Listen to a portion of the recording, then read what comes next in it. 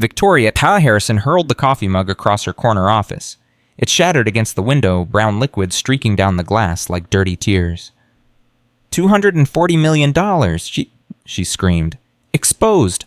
Exposed by some pregnant waitress from a town that doesn't even show up on Google Maps. Her assistant flinched in the doorway.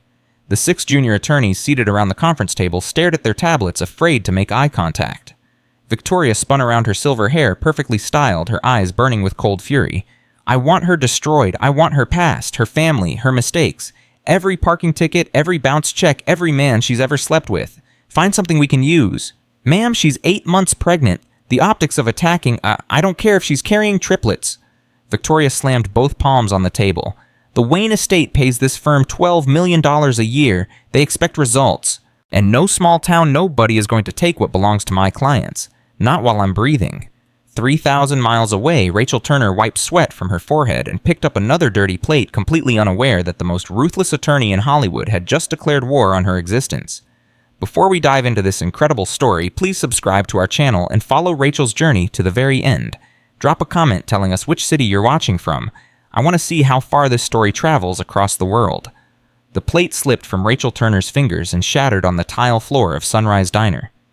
Damn it, she whispered, dropping to her knees to collect the pieces. Her pregnant belly made the movement awkward, painful. A sharp edge sliced her palm and blood welled up instantly.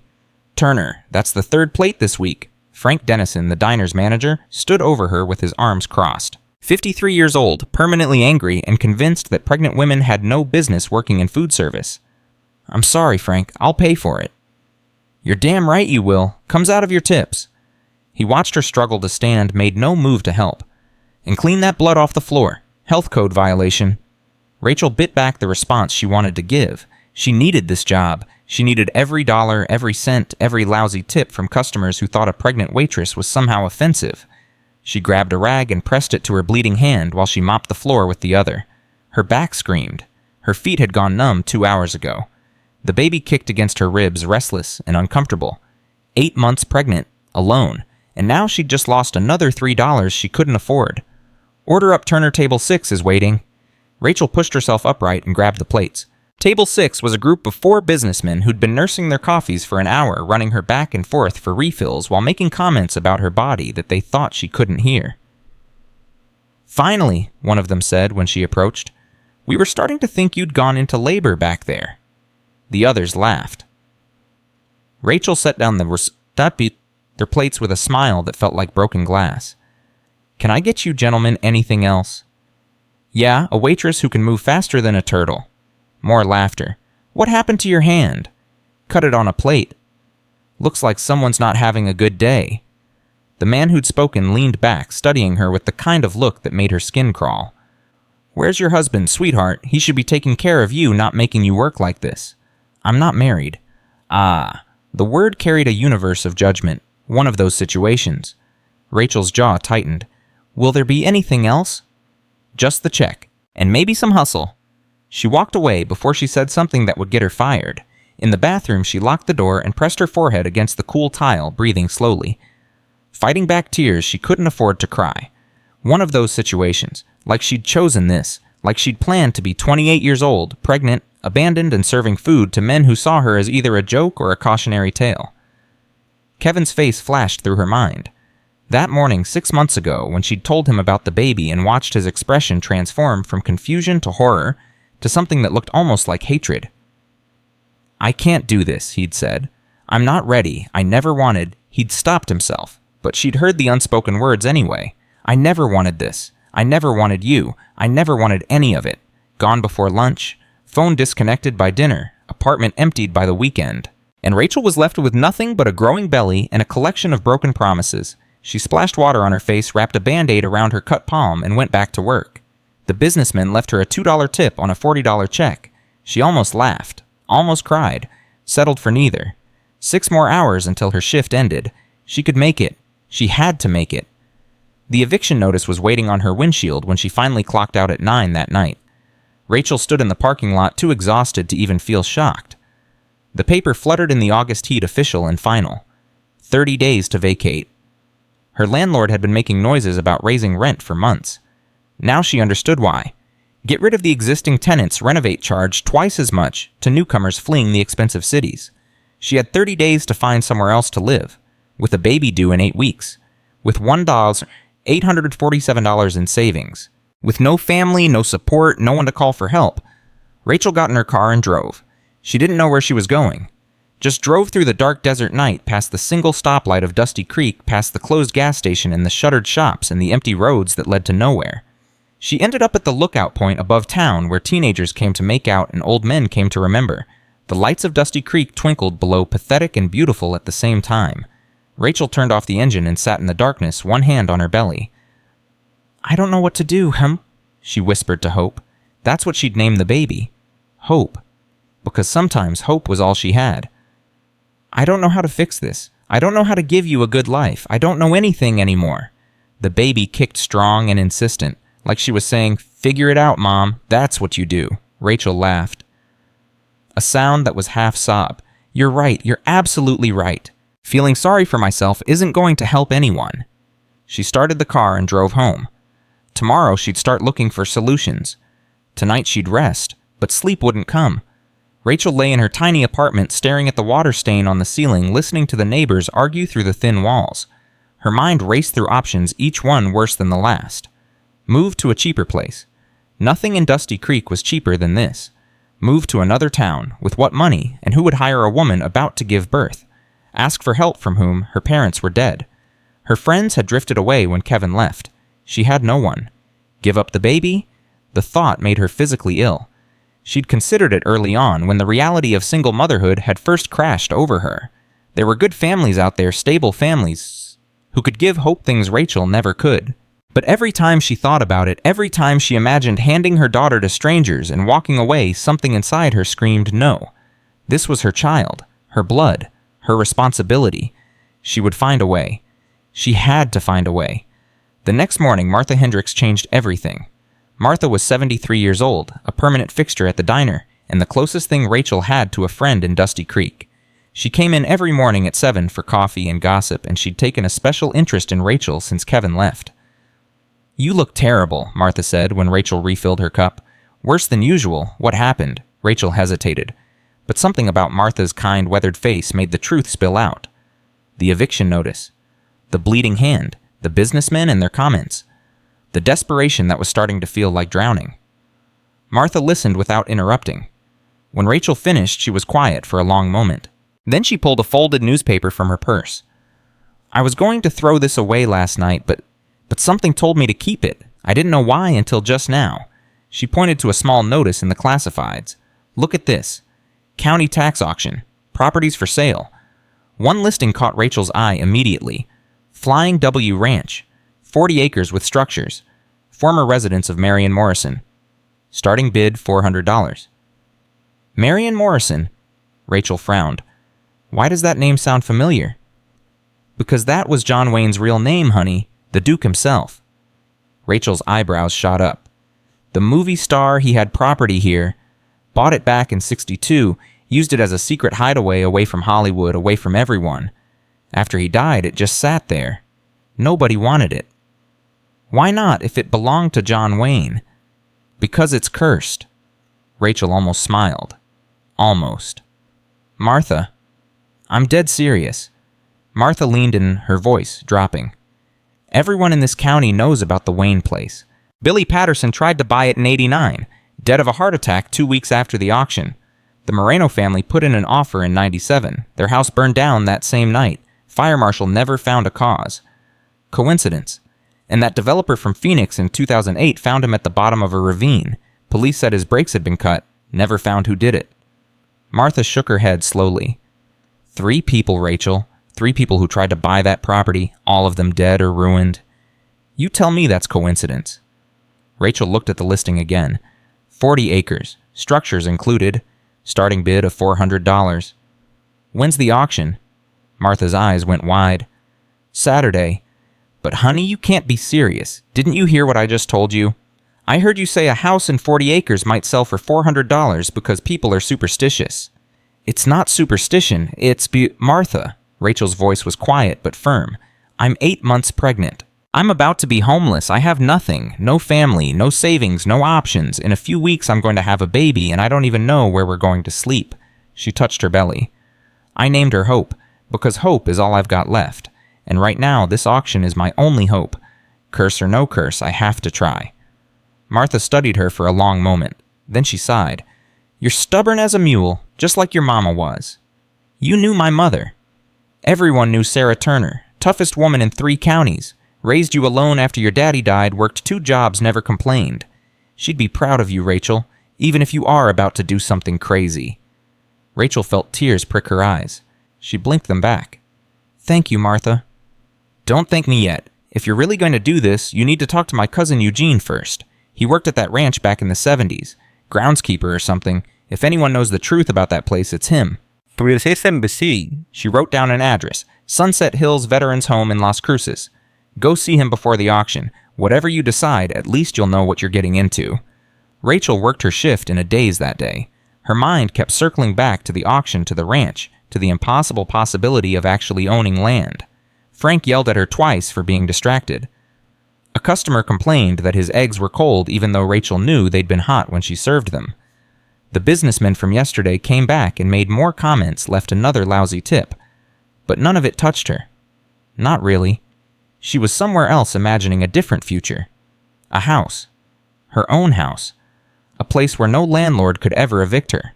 A place where hope could grow up with space and sky and freedom. It was crazy. She knew it was crazy, but crazy was all she had left. The drive to Las Cruces took 3 hours.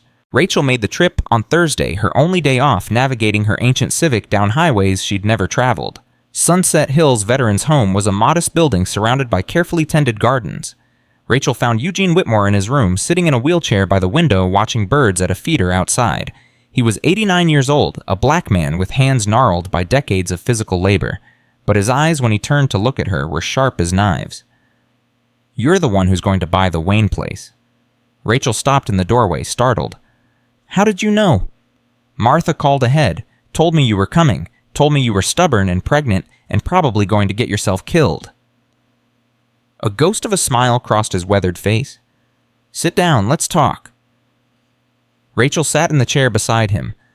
Up close she could see the tremor in his hands, the fragility beneath the sharp gaze. But his voice was steady. "I worked for John Wayne from 71 to 78. 7 years? Longest I ever held any job." He gazed out the window, seeing something far beyond the bird feeder. He wasn't what you'd expect. On screen, all swagger and certainty. In person, he was tired, lonely. He'd come to that ranch to escape, and then he'd just sit for hours staring at the desert, drinking. Was he a good man? Eugene considered the question. He was a complicated man. Could be generous 1 minute, cruel the next. Paid me twice what anyone else would have treated me with respect when most white men in those days wouldn't. But he also had a temper and secrets. Lord, that man had secrets. Rachel leaned forward. What kind of secrets? The kind worth killing for, apparently. Eugene met her eyes. You know about the people who tried to buy that property, the ones who died. Martha told me, heart attacks, fires, car accidents. All within weeks of making offers on the ranch. Eugene shook his head slowly. I don't believe in curses, Miss Turner. I believe in men. And there are men out there who don't want that property to change hands. Men who know what's hidden there. Rachel's pulse quickened. What's hidden there? Eugene was quiet for a long moment. Then he said, Summer of 73. Wayne brought in specialists from California, engineers, security experts. Paid them a fortune, paid me a fortune to keep quiet. They spent 3 months digging a basement under the kitchen, installing something. Installing what? A vault, biggest safe I ever saw, built right into the bedrock. Eugene's voice dropped. I saw some of what went in, film canisters, boxes of papers, cases that looked heavy like they had metal inside, gold maybe. Rachel couldn't breathe. Gold? I don't know for certain, but I know Wayne made dozens of trips down to that basement over the years. Always alone, always late at night. Whatever's in that vault, he considered it more valuable than anything else he owned. Asana? Do you know the combination? Eugene shook his head. He never shared it, but I know how he thought. Wayne was sentimental under all that tough guy armor. The numbers that mattered to him were always personal. His kids, his parents, moments that shaped him. He fixed Rachel with that sharp gaze. His daughter, Isa, the youngest one. He called her his redemption baby, said she was his chance to finally be a good father after failing the others. If there's a key to that vault, it's connected to her somehow. Rachel drove home with her mind racing. A hidden vault, possibly containing gold, protected by people willing to kill. She should walk away. Any rational person would walk away. But rational people didn't buy cursed ranches at tax auctions. Rational people didn't keep babies they couldn't afford. Rational people didn't fight when the odds were impossible. Rachel had stopped being rational the day Kevin walked out. Saturday morning. The auction. Rachel dressed in her nicest maternity outfit, a navy blue dress from Goodwill, and drove 40 minutes to the county courthouse. Her hands were shaking. Her heart pounded so hard she could feel it in her throat. The auction room was nearly empty. Rachel almost laughed out loud. Maybe the curse stories really had worked. Maybe she was the only person in the county crazy enough to bid on a haunted ranch. She signed and received paddle number 12 and took a seat near the back. A man in an expensive suit sat in the front row tapping on a tablet. Two women who looked like professional flippers whispered near the window. An elderly man in a cowboy hat appeared to be sleeping. 4 other bidders. That was it. The auctioneer, a tired woman in her 50s, worked through smaller lots first. Furniture tools, household items. Rachel's leg bounced nervously. The baby kicked against her ribs. Finally, Lot 47, real property at 7842 Sunset Canyon Road, former Flying W Ranch. 40 acres with structures sold as is. Opening bid is $400. Rachel's hand shot up. 400 to number 12. Do I hear 450? The man in the expensive suit looked at his tablet, frowned, shook his head. One of the women called out, 425. 450, Rachel said immediately. The women conferred, shrugged, went silent. 450 to number 12. Going once. Rachel couldn't breathe. Going twice. The room was absolutely still. Sold to bidder number 12 for $450. Rachel gripped her chair so hard her knuckles went white. She'd just bought John Wayne's ranch for $450. The paperwork took an hour. Forms acknowledging the risks, assuming liability, releasing the county from responsibility. Rachel signed everything with trembling hands. The clerk handed her a thick envelope. Keys, survey maps, copies of the deed. Good luck out there, the clerk said, glancing at Rachel's belly. You're going to need it. Rachel should have driven home, should have rested, should have processed everything. Instead, she drove to the ranch. The road deteriorated the farther she went. No houses, no signs of life. Just desert scrub and ancient trees and silence. When the ranch came into view, Rachel stopped the car and stared. The house was a disaster. Roof partially collapsed. Windows, shattered porch fallen in. 40 years of neglect had turned something beautiful into something broken. But beneath the decay, Rachel saw possibility. Thick adobe walls, stone chimneys, the bones of something that could be magnificent again. She got out of the car and approached carefully. Inside, the air was cool and still heavy with dust and secrets. Rachel used her phone flashlight to navigate through debris-filled rooms. A large living room with a massive stone fireplace. A kitchen with ancient fixtures. Bedrooms. Bathrooms all damaged but structurally sound. She was about to leave when she saw it. In the kitchen, a rug lying in an odd position, not flat but humped, like it was covering something. Rachel's heart rate doubled. She knelt awkwardly, her belly making movement difficult, and pulled the rug aside. A trapdoor, metal ring handle, heavy wooden construction. Much newer than anything else in the house. Every instinct screamed at her to stop. She was pregnant, alone, no cell service. If something happened, no one would find her, but she'd already risked everything. She grabbed the ring and pulled. The door rose on smooth, well-oiled hinges. Below was darkness. Wooden stairs leading down. Rachel descended carefully, one hand on the earthen wall. At the bottom, she found a room carved into bedrock, 20 feet square, cool and silent. And there in the far corner, exactly where Eugene had said it would be, was the vault. Massive. Steel. Built directly into the stone wall. 6 feet tall, 4 feet wide. A combination dial in the center. Rachel approached slowly, her flashlight trembling. She tried the handle. It didn't budge. She tried random numbers on the dial. Nothing. She sat down on an overturned crate, frustrated and exhausted. Isa, Eugene had said. Wayne's youngest daughter. The key was connected to her somehow. That night, Rachel researched Isa Wayne obsessively. Born March 31st, 1956. the youngest of 7 children from 3 marriages. She'd written a memoir about growing up as the Duke's daughter. In one interview, Isa described her 16th birthday. "Daddy took me to a secret ranch in the desert, just the 2 of us for 3 days. On the morning of my birthday, we watched the sunrise together. He gave me a locket and said he'd always be with me." The sunrise. Rachel searched for historical data. Sunrise on March 31st, 1972 in that region of New Mexico, 6:17 a.m. She grabbed her keys and drove back to the ranch. It was almost midnight. She didn't care. In the basement, she stood before the vault. Her hands were shaking so badly she could barely grip the dial. She tried 331-17. The handle didn't move. She tried 31-3-17. Nothing. She tried 331-72. Nothing. She tried 17-31-3. Nothing. "Come on," she whispered.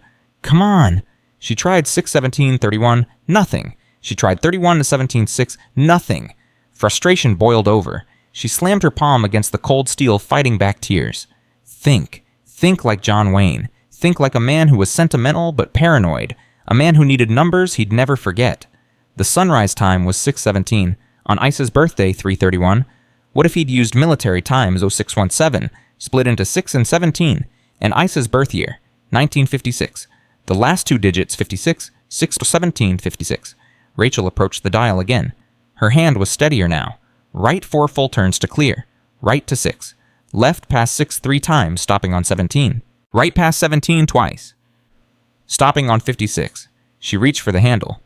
Click. A deep, heavy mechanical sound that seemed to echo through the entire basement. The handle turned. The door swung open. Rachel's flashlight beam penetrated the darkness inside, and the world stopped. Film canisters. Dozens of them. Labeled with movie titles and handwriting that had to be Wayne's. Stagecoach. Red River. The Searchers. True Grit. Leather cases. She opened one. A golden Oscar statuette gleamed in the light. Engraved True Grit. John Wayne. Best Actor. 1970. More cases. More Oscars. Not just Wayne's, but others. Gifts from colleagues. Stock certificates. Bearer bonds. Legal documents with elaborate seals. Costumes on a rack. The leather vest from Stagecoach.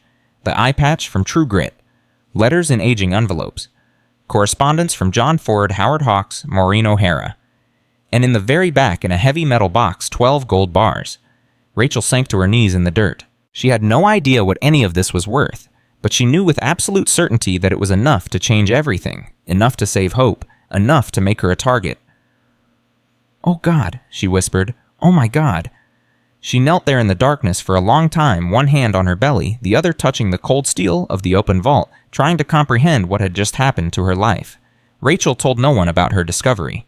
She spent 3 days researching estate attorneys, finally settling on Miranda Santos, a lawyer in Albuquerque, known for discretion and fierce advocacy. Their first meeting lasted 4 hours. Miranda listened to everything: the auction, the vault, the contents, without interrupting. When Rachel finished, the attorney was silent for a long moment.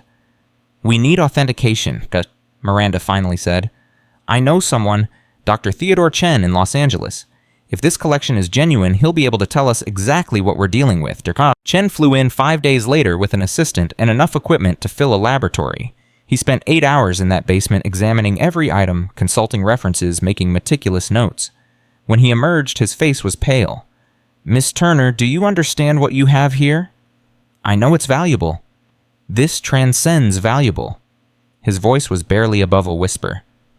"The Stagecoach costume alone could fetch 2 to 3 million at auction. The True Grit gun belt another million. The correspondence from John Ford is priceless, and if those film canisters contain what the labels suggest..." He shook his head in wonder. "What's the total?" Dr. Chen took off his glasses, cleaned them slowly, met her eyes. "Conservative estimate, $240 million. Rachel grabbed the edge of a crate to keep from falling. $240 million. Possibly more. Dr. Chen's expression was grave. "But Miss Turner, I have to warn you. A discovery like this won't stay secret. When word gets out, and it will get out, you need to be prepared for what's coming." He was right. The story broke 11 days later.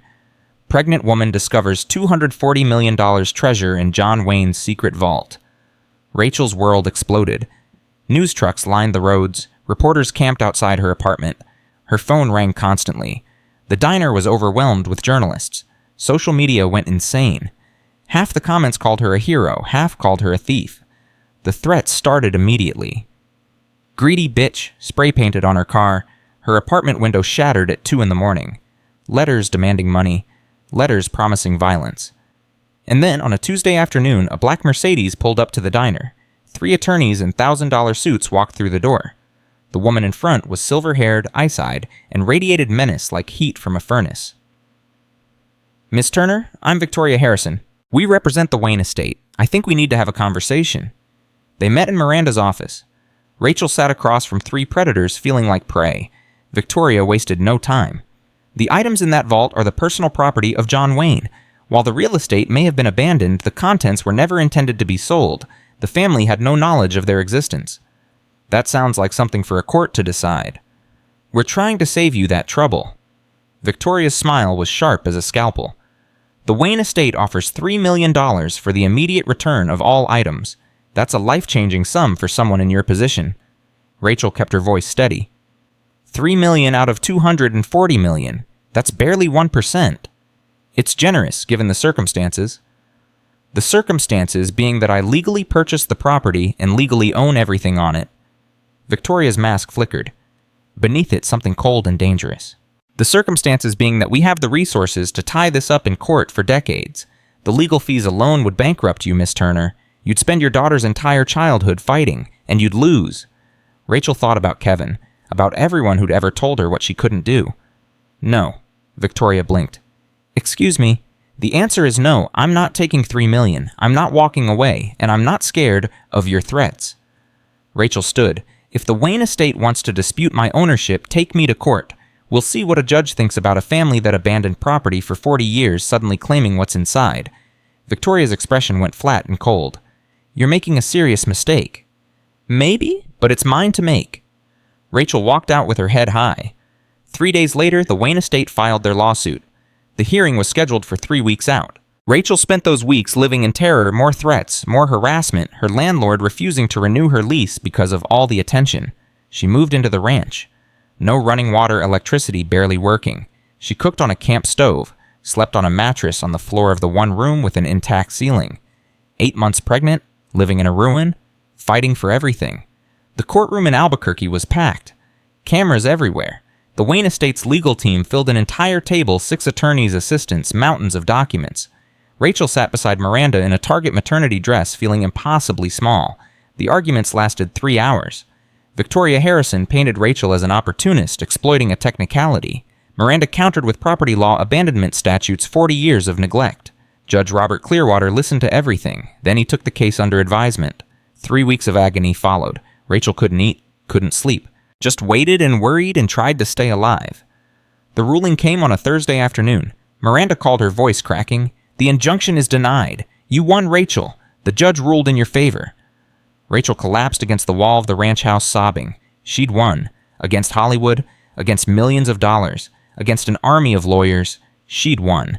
That night, her phone rang at 11. Miss Turner, this is Patrick Wayne, John Wayne's son. I think we should talk. Rachel froze.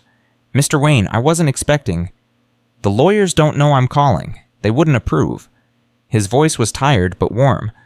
I've been watching this whole situation and I wanted to speak to you directly. Why? Because not all of us agree with what the estate is doing. Some of us think you found that collection fair and square. You took a risk on property everyone else was afraid of. You deserve what's inside. Rachel felt tears streaming down her face. Thank you. You don't know what that means. The lawyers will keep fighting. They're paid to fight. But if you ever want to discuss a settlement that works for everyone, not through the attorneys, just us, I'm willing to talk. After the call ended, Rachel sat in the darkness for a long time. Patrick Wayne had offered her something precious, a possible path forward, a chance at peace. But she knew Victoria Harrison wasn't finished. The silver-haired attorney sat in her Los Angeles office staring at the ruling on her screen, her face carved from stone. This isn't over, she said quietly. Not by a long shot. She picked up her phone. I want everything on Rachel Turner. Every skeleton in every closet. And find out who's been helping her. Someone in that town is feeding her information. She paused, listening.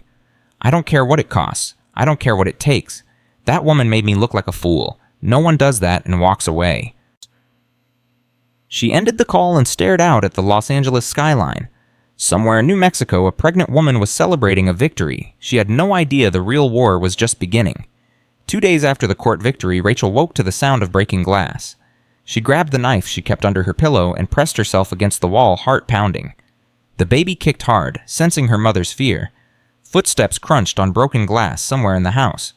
Rachel held her breath. The footsteps stopped outside her bedroom door. "Miss Turner," a woman's voice unfamiliar. "Miss Turner, I'm not here to hurt you. My name is Detective Sarah Blackwood, Albuquerque Police Department. Someone called in a break-in report." Rachel didn't move. "Show me your badge. Slide it under the door." A moment of silence. Then a leather case slid across the dusty floor. Rachel picked it up, examined it in the dim light. It looked real, but she'd learned not to trust anything anymore. "How do I know this isn't fake?" "You can call the department. Ask for my badge number. I'll wait." Rachel made the call. The dispatcher confirmed Detective Blackwood's identity. She opened the door slowly, knife still in her hand.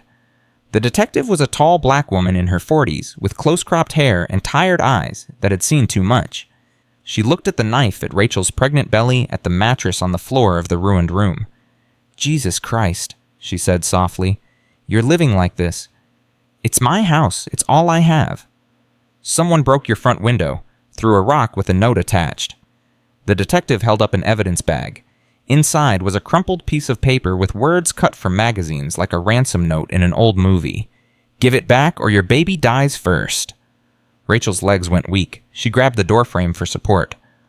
"When?" she whispered. "Sometime in the last hour. A neighbor driving by saw the broken window, called it in." Detective Blackwood's voice was gentle but serious. "Miss Turner, you need protection. Real protection, not a knife and a prayer." "I can't afford protection. I can barely afford food." "Then you need to make some decisions. Fast." The detective looked around the crumbling room. "Because whoever sent this message isn't playing games, and next time they might not just throw a rock." 3 days later, Rachel sat in Miranda's office, staring at a stack of legal documents thick enough to stop a bullet. "They're appealing," Miranda said, "all the way to the state Supreme Court, and they've added new claims." "What kind of claims?" "Fraud. They're alleging you somehow knew about the vault before purchasing the property, that you had inside information." Rachel's jaw dropped. "That's insane. I bought it at a public auction. I didn't even know who John Wayne was until Martha told me." "They don't have to prove it's true. They just have to make the allegation and drag you through discovery, depositions, document requests, interrogatories." Miranda's face was grave. "This is going to cost money, Rachel. A lot of money." "How much?" "If this goes all the way, could be millions." Rachel laughed, a harsh sound with no humor in it. "Millions. I have $400 in my checking account. I'm living in a house with no running water, and they want millions." "That's the point. They're trying to bleed you dry, force you to settle because you can't afford to fight." "So what do I do, boo?" Miranda leaned forward. "You have 2 options. 1, you take Patrick Wayne's offer. Negotiate a settlement directly with the family, cut out the lawyers, find something everyone can live with. And option 2, we find someone to fund the litigation, an investor. Someone who believes in your case enough to pay the legal bills in exchange for a percentage of whatever you eventually recover." Rachel thought about it. Who would do that? There are firms that specialize in this kind of thing. Litigation funding. They take cases they think will win and bankroll the fight. Miranda paused. "But they take a big cut, usually 30 to 40%. 30 to 40% of $240 million was still a fortune. More money than Rachel had ever dreamed of. But it felt wrong somehow, like she'd be selling pieces of her soul to strangers. "Let me think about it," she said. "And let me talk to Patrick Wayne first." The call came that evening. "Miss Turner, Patrick Wayne. I heard about the appeal." Rachel sat on her mattress, phone pressed to her ear. "News travels fast. In this family, bad news travels fastest." He sounded tired. "I want you to know I didn't support this decision. Neither did my sisters Isa and Marisa, but the estate trustees control the legal strategy and they're determined to fight." "Why are you telling me this?" "Because I think there's still a chance to end this without destroying each other. The trustees are business people. They respond to numbers. If we can put together a proposal that makes financial sense, something that gives the family what they need while protecting your interests, they might listen." Rachel closed her eyes. "What did you have in mind?" "A foundation. We create a nonprofit to manage the collection. The family gets seats on the board, gets to participate in decisions about how our father's legacy is handled. You get ownership of the property, a salary as director, and a trust fund for your daughter's education. And the collection itself stays together, gets displayed properly in a museum setting, honors my father's memory instead of being scattered to private collectors. Rachel thought about it. A museum, a foundation, her daughter's future secured. It wasn't $240 million, but it was something better than endless war. I'm listening, she said. 1 week later, early September, Rachel's water broke at 3 in the morning. She was alone in the ranch house on the mattress on the floor when she felt the warm rush of fluid and knew immediately what was happening. Too early. 6 weeks too early. She grabbed her phone with shaking hands, called 911. I'm in labor. I'm alone. The baby is premature. The dispatcher's voice was calm, professional. Ma'am, I need your location. 7842 Sunset Canyon Road, the Old Wayne Ranch. It's remote. It's going to take a while to get here. Stay on the line with me. Help is on the way. The contractions started. Slowly at first, then faster, harder, each one stealing her breath. Rachel clutched the phone and prayed.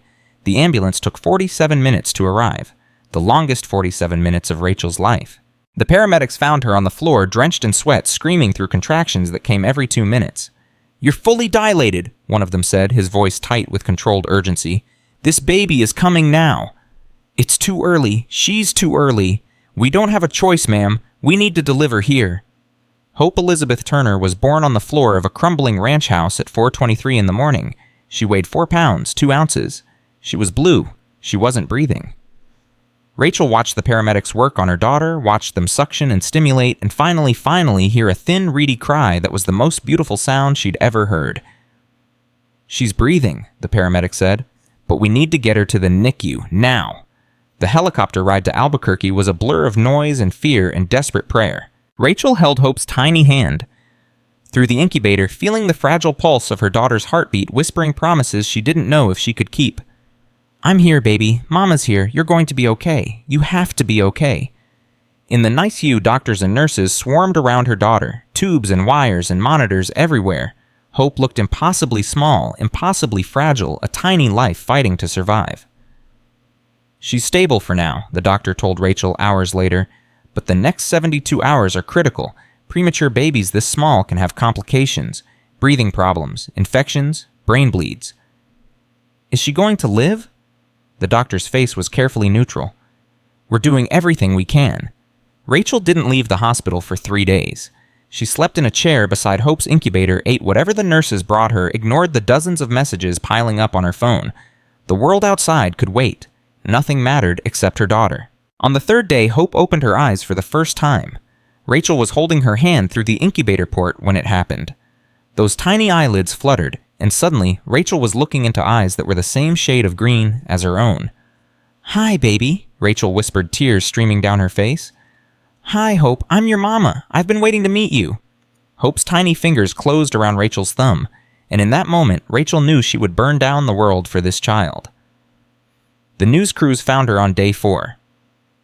Rachel walked out of the NICU to get coffee and found a wall of cameras and microphones blocking the hallway. Miss Turner, how is the baby? Is it true the Wayne estate is responsible for your premature labor?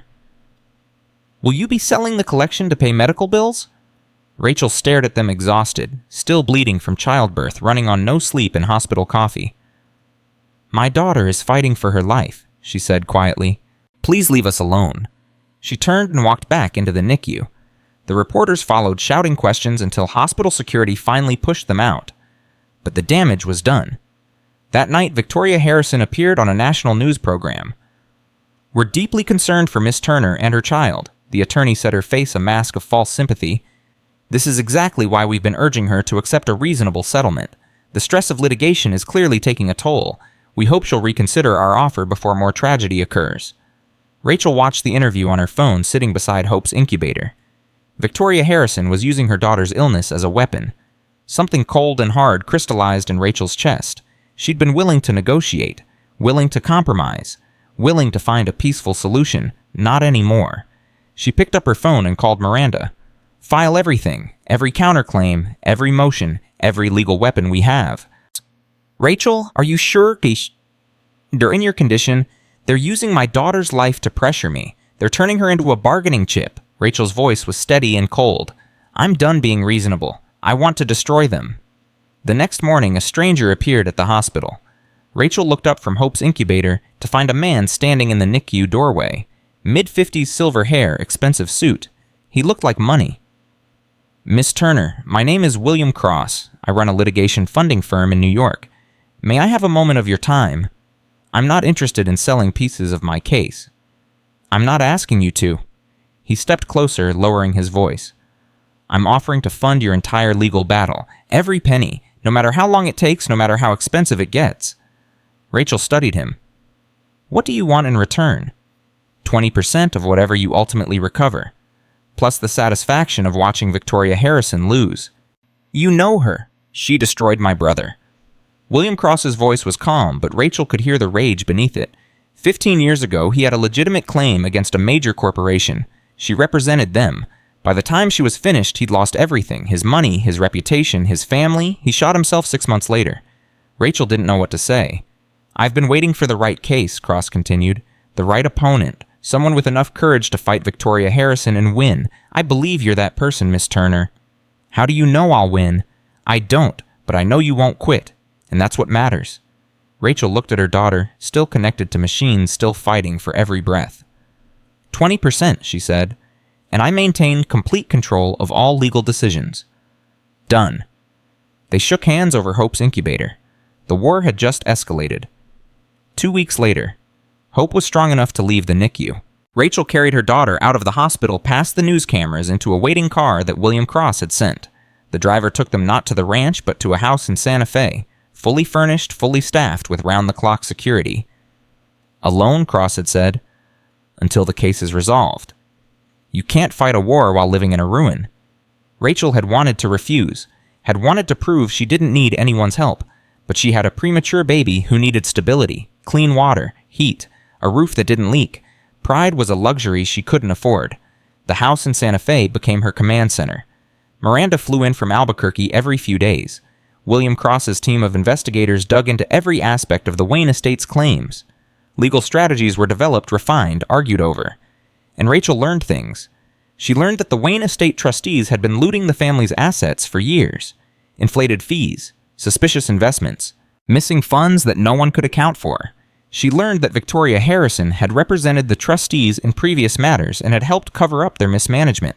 She learned that the real reason they wanted the vault's contents wasn't legacy or sentiment, it was money. They'd been telling the Wayne heirs for years that the estate was nearly depleted, that there was nothing left to distribute. If the vault's existence became public, if its contents were properly valued, the trustees' lies would be exposed. They're not fighting to get the collection back, Miranda said during one strategy session. They're fighting to keep their crimes hidden. Can we prove it? We're working on it, but we need someone on the inside, someone who knows where the bodies are buried. The answer came from an unexpected source. Patrick Wayne called on a Tuesday evening. Miss Turner, I need to see you, in person. There's something you need to know, and I can't say it over the phone. They met at a coffee shop in Santa Fe. Patrick looked older than his 83 years, tired and worried. I've been doing some digging, he said quietly, into the estate, into the trustees, into Victoria Harrison. What did you find? My father didn't just leave that vault. He left instructions, a letter to be opened after his death explaining what was inside and what he wanted done with it. Patrick's hands trembled around his coffee cup. The trustees intercepted it, hid it. They've known about the vault for 40 years. Rachel's blood ran cold. They knew? They knew, and they let it sit there, let the property be seized for taxes, let it go to auction, and because they assumed no one would ever find it. The combination was supposed to be lost forever. He met her eyes.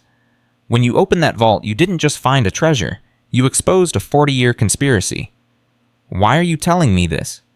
Because my father deserved better. Because my family deserves the truth, and because Victoria Harrison threatened my granddaughter last week. Rachel's heart stopped. What? She's 17, wants to be an actress. Harrison told her if I didn't stop helping you, she'd make sure my granddaughter never worked in Hollywood. Patrick's voice shook with fury. She's threatening children now. Children. I'm so sorry. Don't be sorry. Be angry. Use this. He slid a flash drive across the table. Everything I've found, financial records, emails, the original letter from my father, enough to destroy them. Rachel picked up the flash drive. It was warm from Patrick's hand. Why are you doing this? You're turning against your own family. I'm turning against the people who've been stealing from my family for 40 years. There's a difference. Patrick stood up suddenly, looking every one of his 83 years. Win this, Miss Turner, for both of us. The documents on the flash drive changed everything. John Wayne's original letter was devastating. He'd written it in 1978, knowing he was dying, explaining that the vault contained his most precious possessions and that he wanted them donated to the Smithsonian after his death. He'd given specific instructions. Name specific trustees who should handle the transfer. None of those instructions had been followed. The financial records were even worse. The current trustees had been siphoning money from the estate for decades. Fake consulting fees, phantom expenses, real estate deals that benefited their own companies. Millions of dollars that should have gone to John Wayne's children and grandchildren stolen by the very people appointed to protect them.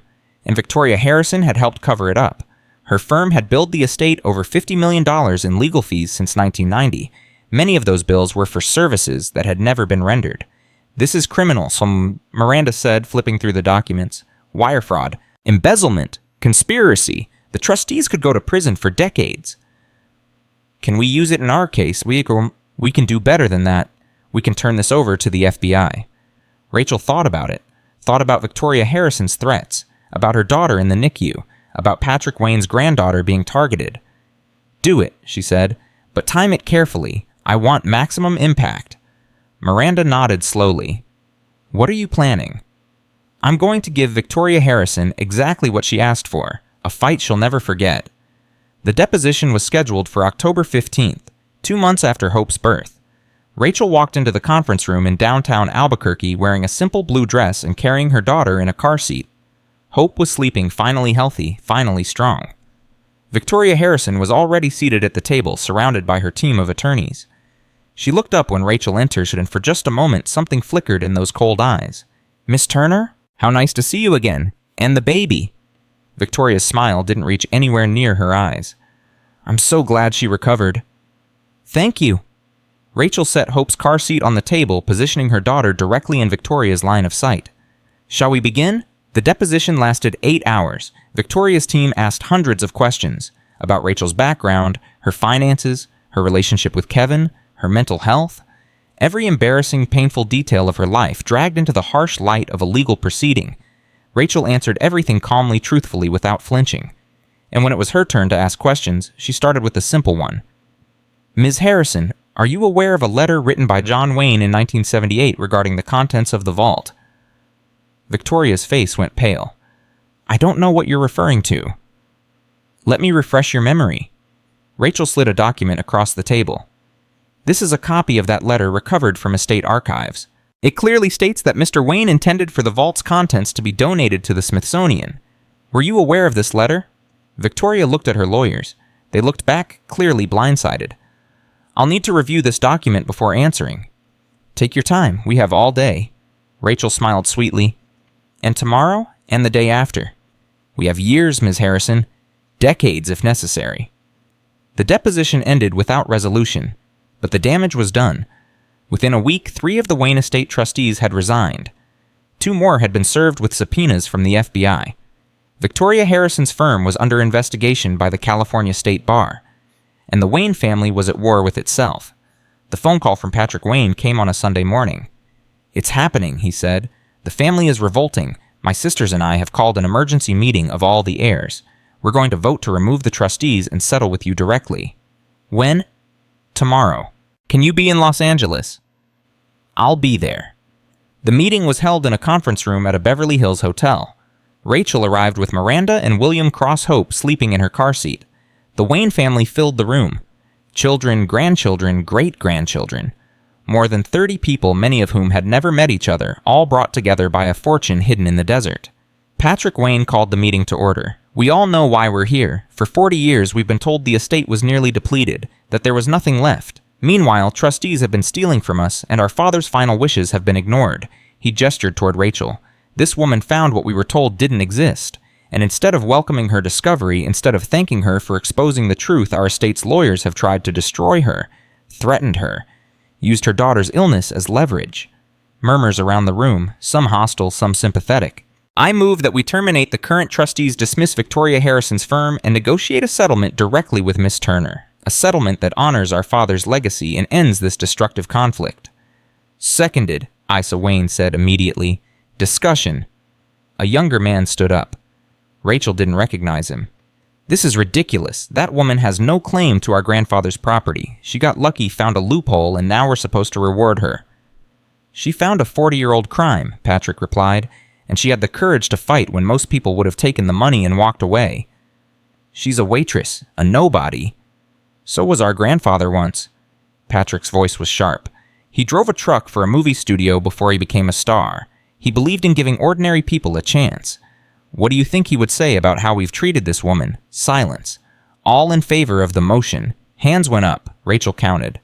23 in favor. Opposed 8 hands. The motion carries. Patrick turned to Rachel. Miss Turner, on behalf of the Wayne family, I'd like to apologize, and I'd like to start fresh.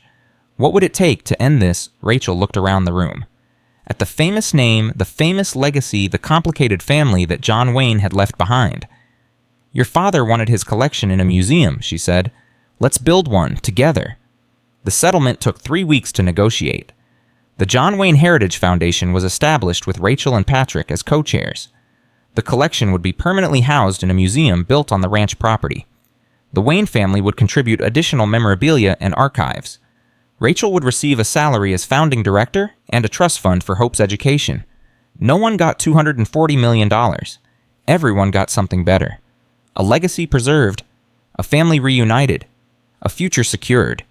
Victoria Harrison fought the settlement until the end. But with the trustees gone, her clients disbanded, and the FBI closing in, she had no leverage left. The final document was signed on November 28th.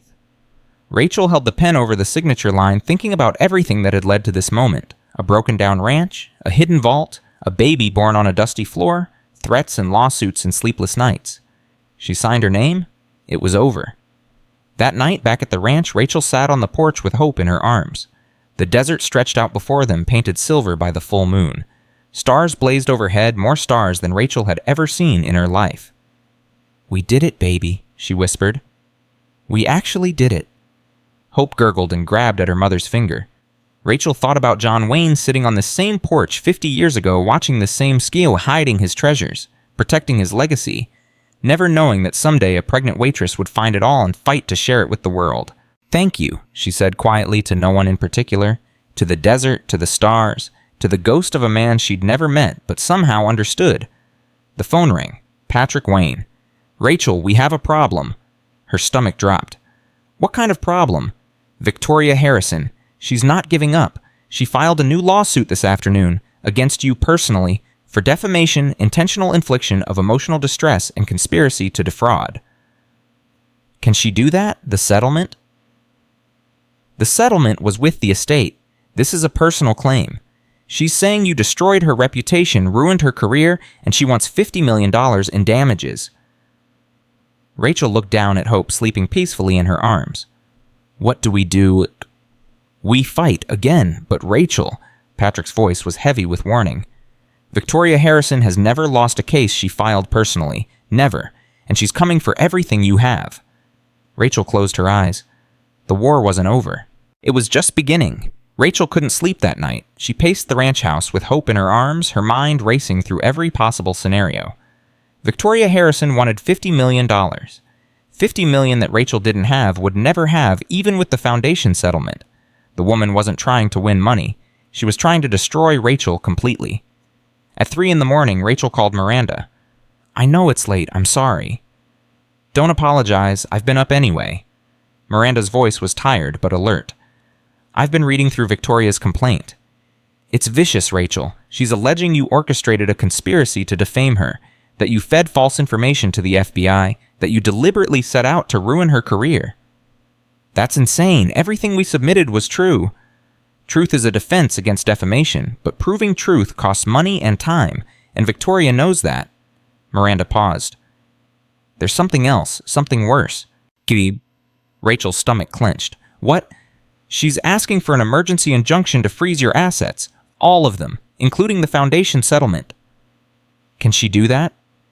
If she convinces a judge there's a risk you'll hide assets to avoid judgment, yes. The hearing is in 3 days. Rachel looked down at Hope sleeping peacefully against her chest. 3 days. In 3 days, she could lose everything again. What do? We fight. But Rachel, I need to be honest with you. Victoria Harrison is one of the best litigators in the country. She knows every trick, every loophole, every way to manipulate the system. This isn't going to be like fighting the estate. Then what is it going to be like? War, total war, and she's already winning. December 3rd, the emergency hearing. Rachel sat in a Los Angeles courtroom feeling small and vulnerable in a room full of expensive suits and hostile stares. Victoria Harrison sat at the opposite table flanked by 4 attorneys, her silver hair perfect, her face a mask of righteous indignation. The judge was the Honorable Marcus Webb, 62 years old, former corporate defense attorney known for ruling in favor of big firms and wealthy plaintiffs. Rachel's heart sank when she saw him. Victoria's lead attorney stood first. Your Honor, my client has been the victim of a coordinated campaign of harassment and defamation. Miss Turner, working with disgruntled members of the Wayne family, deliberately fed false and misleading information to federal investigators. As a result, my client's reputation has been destroyed. Her firm is under investigation. Her career built over 4 decades lies in ruins. He gestured dramatically toward Victoria, who dabbed at her eyes with a handkerchief. We're asking the court to freeze Miss Turner's assets to ensure she cannot hide or dissipate funds that may be needed to satisfy a future judgment. Without this protection, my client may never see justice. Miranda rose to respond. Your Honor, this motion is nothing more than an attempt to punish Miss Turner for exercising her legal rights. Every document she submitted to investigators was accurate and properly sourced. If Miss Harrison's career is damaged, it's because of her own actions, not Miss Turner's truthful statements. Truthful, Victoria's attorney interrupted. Miss Turner is a waitress with a high school education. She somehow obtained confidential financial records belonging to the Wayne estate. She somehow coordinated with FBI investigators before any formal complaint was filed. The only explanation is conspiracy. The explanation is public records and a concerned family member who came forward voluntarily. A family member who was manipulated by Miss Turner. That's absurd. Enough. Judge Webb's voice cut through the argument. I've heard sufficient from both sides. He looked at Rachel for a long moment. She couldn't read his expression. The motion for emergency injunction is granted. Miss Turner's assets, including any proceeds from the recently announced foundation settlement, are hereby frozen pending resolution of this litigation. Rachel felt the blood drain from her face. Your Honor, Miranda started. My decision is final, Counselor. We're adjourned. Victoria Harrison turned and smiled at Rachel as she gathered her papers. It was the smile of a predator who had just cornered its prey. See you in court, Miss Turner. 3 days later, December 6th. Rachel sat in the Santa Fe house that William Cross had provided, staring at her bank statement. The foundation settlement had been deposited just before the injunction, $2 million earmarked for Hope's Education Trust and Rachel's salary as museum director. Now she couldn't touch a penny of it. Her checking account had a balance of $847. Her credit cards were maxed. The house was a loan, not a gift, and Cross had made it clear the arrangement was contingent on the litigation's success. If she lost this case, she would lose everything. Again. Hope started crying in the next room. Rachel went to her, picked her up, held her close. It's okay, baby. Mama's going to figure this out. Mama always figures it out. But for the first time since this whole nightmare began, Rachel wasn't sure she believed it. The phone rang. Patrick Wayne. I heard about the injunction. I'm so sorry, Rachel. It's not your fault. Actually, it might be. Victoria is claiming I was manipulated into providing those documents, that you somehow coerced me. His voice was heavy with guilt. My testimony could hurt your case. Patrick, you told the truth. That's all that matters. The truth doesn't always win in court, especially not against Victoria Harrison. He paused. There's something else, something I didn't tell you before. Rachel's grip on the phone tightened. What? Victoria and I have history. We were engaged once back in the 70s, before she became what she is now. Rachel almost dropped the phone. You were engaged to Victoria Harrison. For 6 months, until I found out she was using our relationship to get close to my father's business dealings. She was feeding information to a rival studio, trying to sabotage a deal.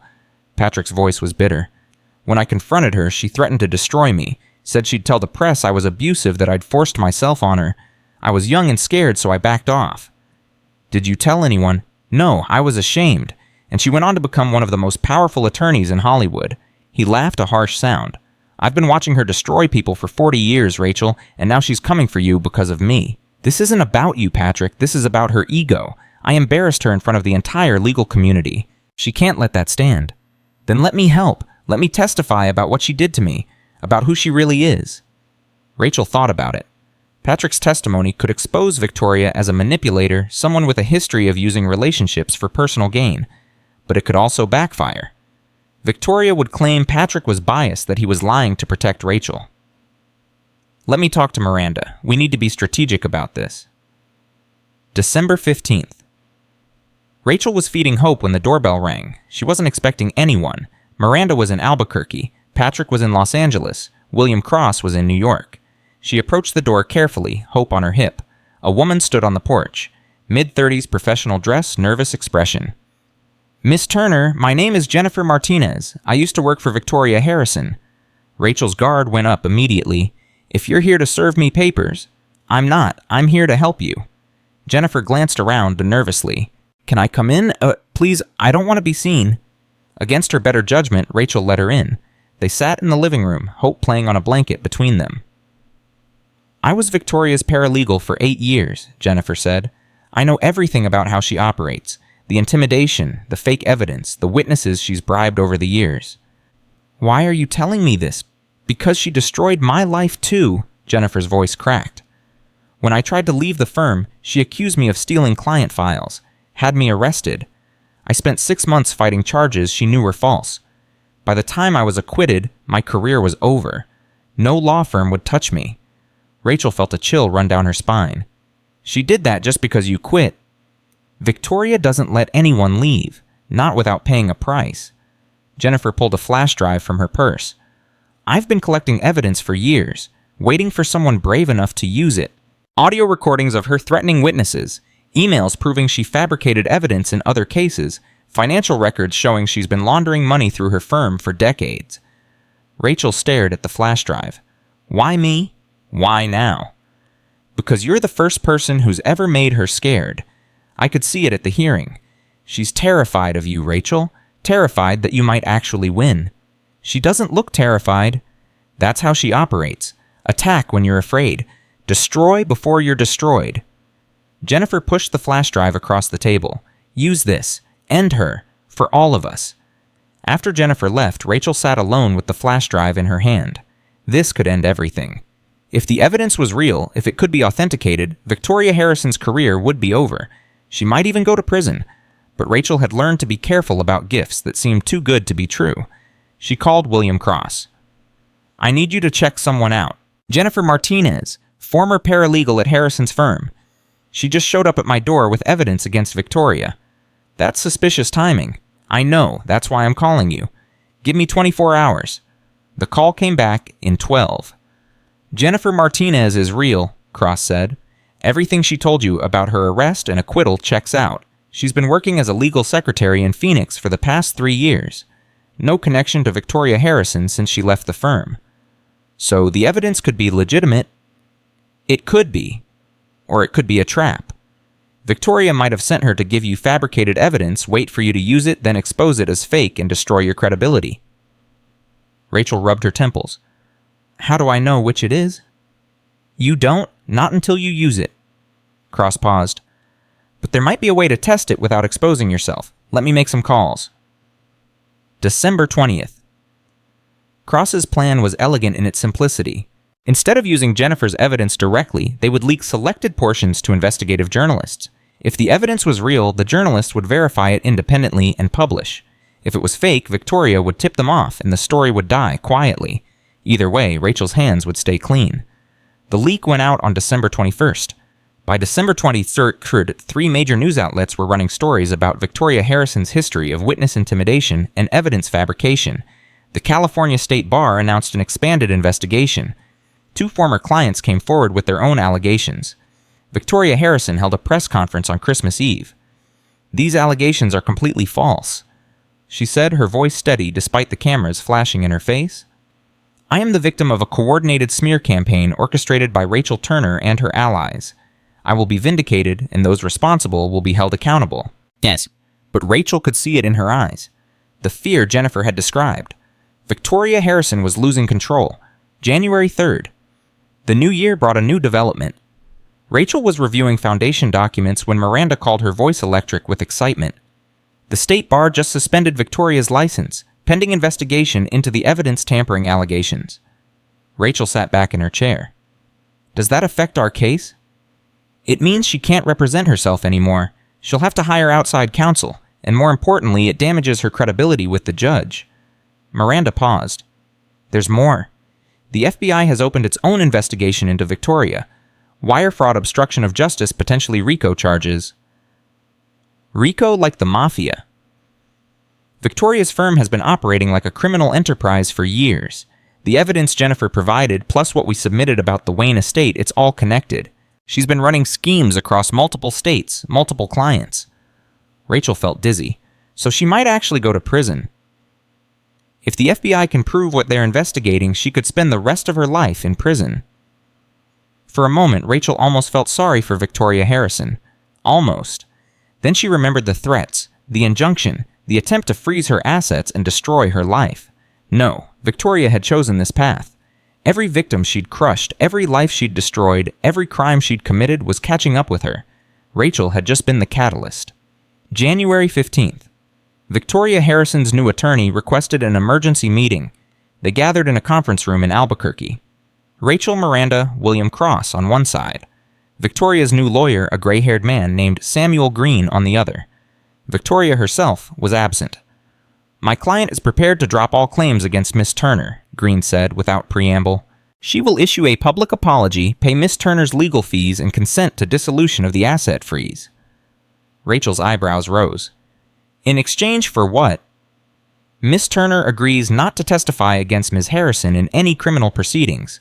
She agrees to issue a statement saying the dispute between them was a misunderstanding, and she agrees never to speak publicly about Ms. Harrison again. Absolutely not, Rachel said before Miranda could respond. Green's expression flickered. Miss Turner, this is a very generous offer.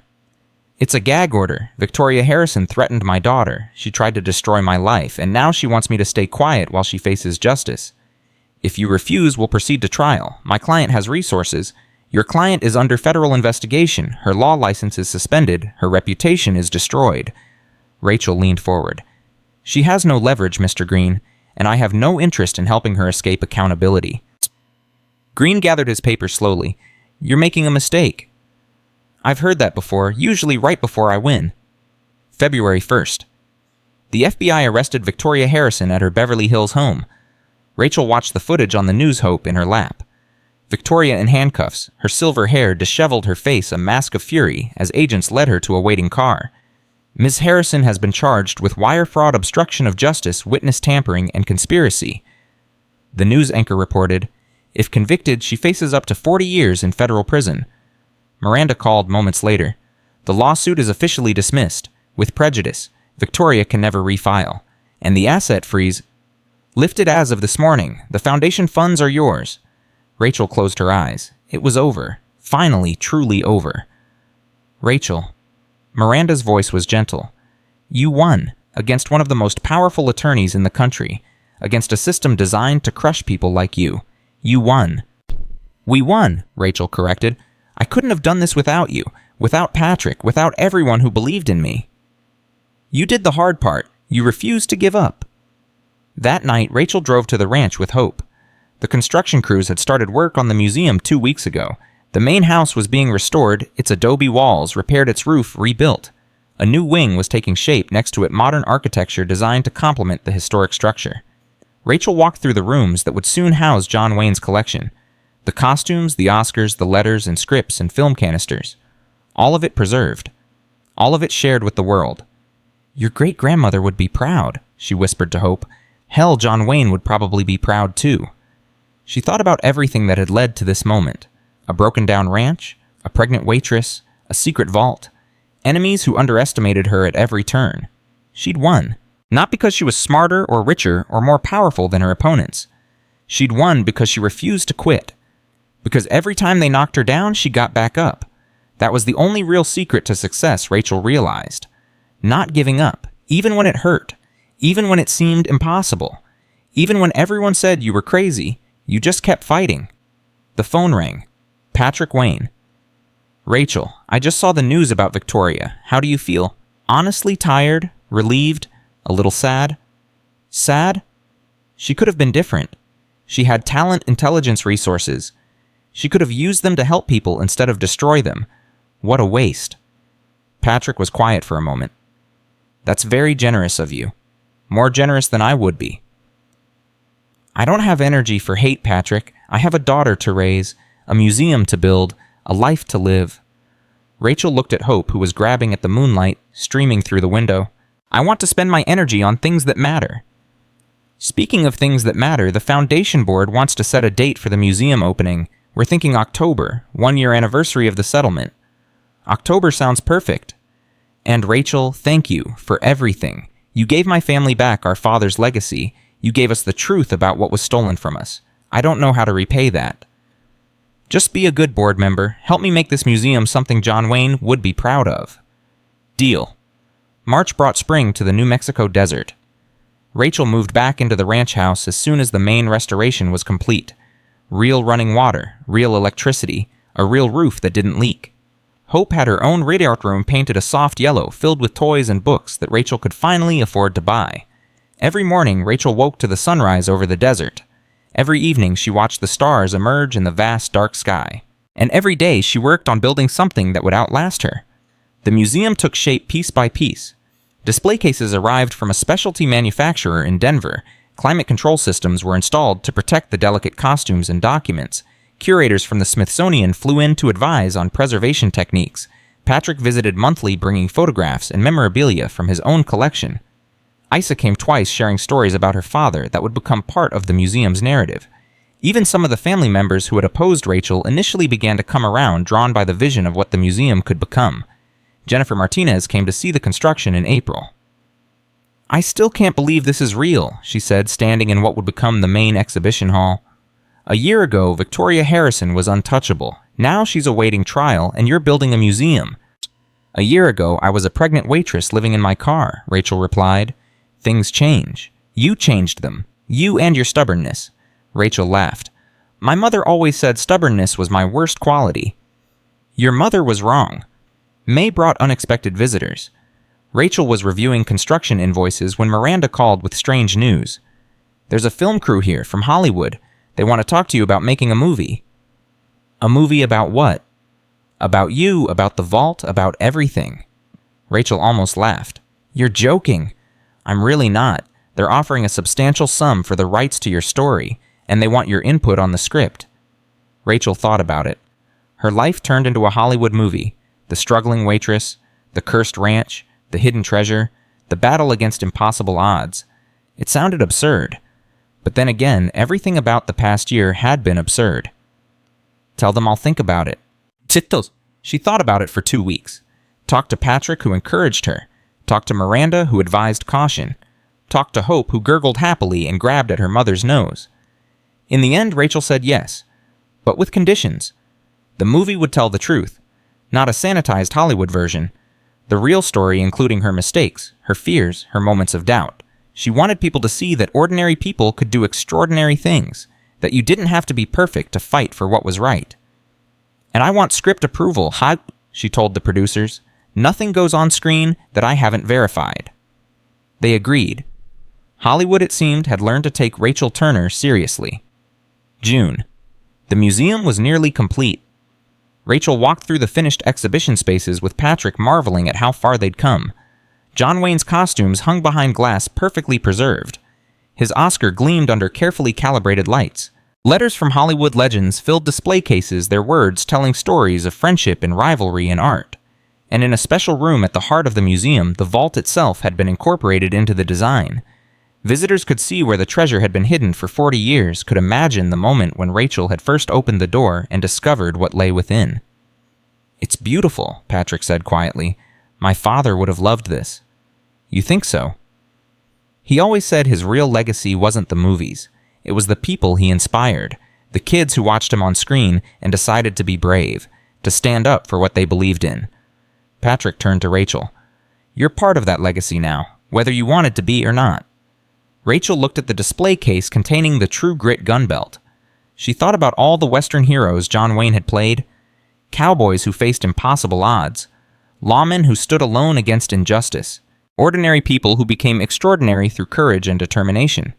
Maybe that's what heroes really were, she realized. Not people who never felt fear, just people who felt the fear and fought anyway. July brought the film crew. They descended on the ranch with cameras and equipment and a small army of production staff. The director was a woman named Sarah Chen, known for thoughtful dramas that had won awards and actually made money. "I want to understand you," Sarah told Rachel during their first meeting. "Not just what you did, but why. What made you keep fighting when everyone said you should give up?" Rachel thought about the question. She'd been asked variations of it 100 times over the past months by journalists and lawyers and family members and strangers. But Sarah seemed to want a real answer. "My daughter," Rachel said finally. "Everything I did was for hope. Not just to provide for her, but to show her what's possible. To teach her that the world might be unfair, but that doesn't mean you have to accept it. That you can fight back. That you can win." "And what if you'd lost?" Then she would have seen her mother lose fighting for something that mattered. That would have been a lesson, too. Rachel smiled. Probably not as good a lesson, but better than giving up without trying. August. The museum's finishing touches.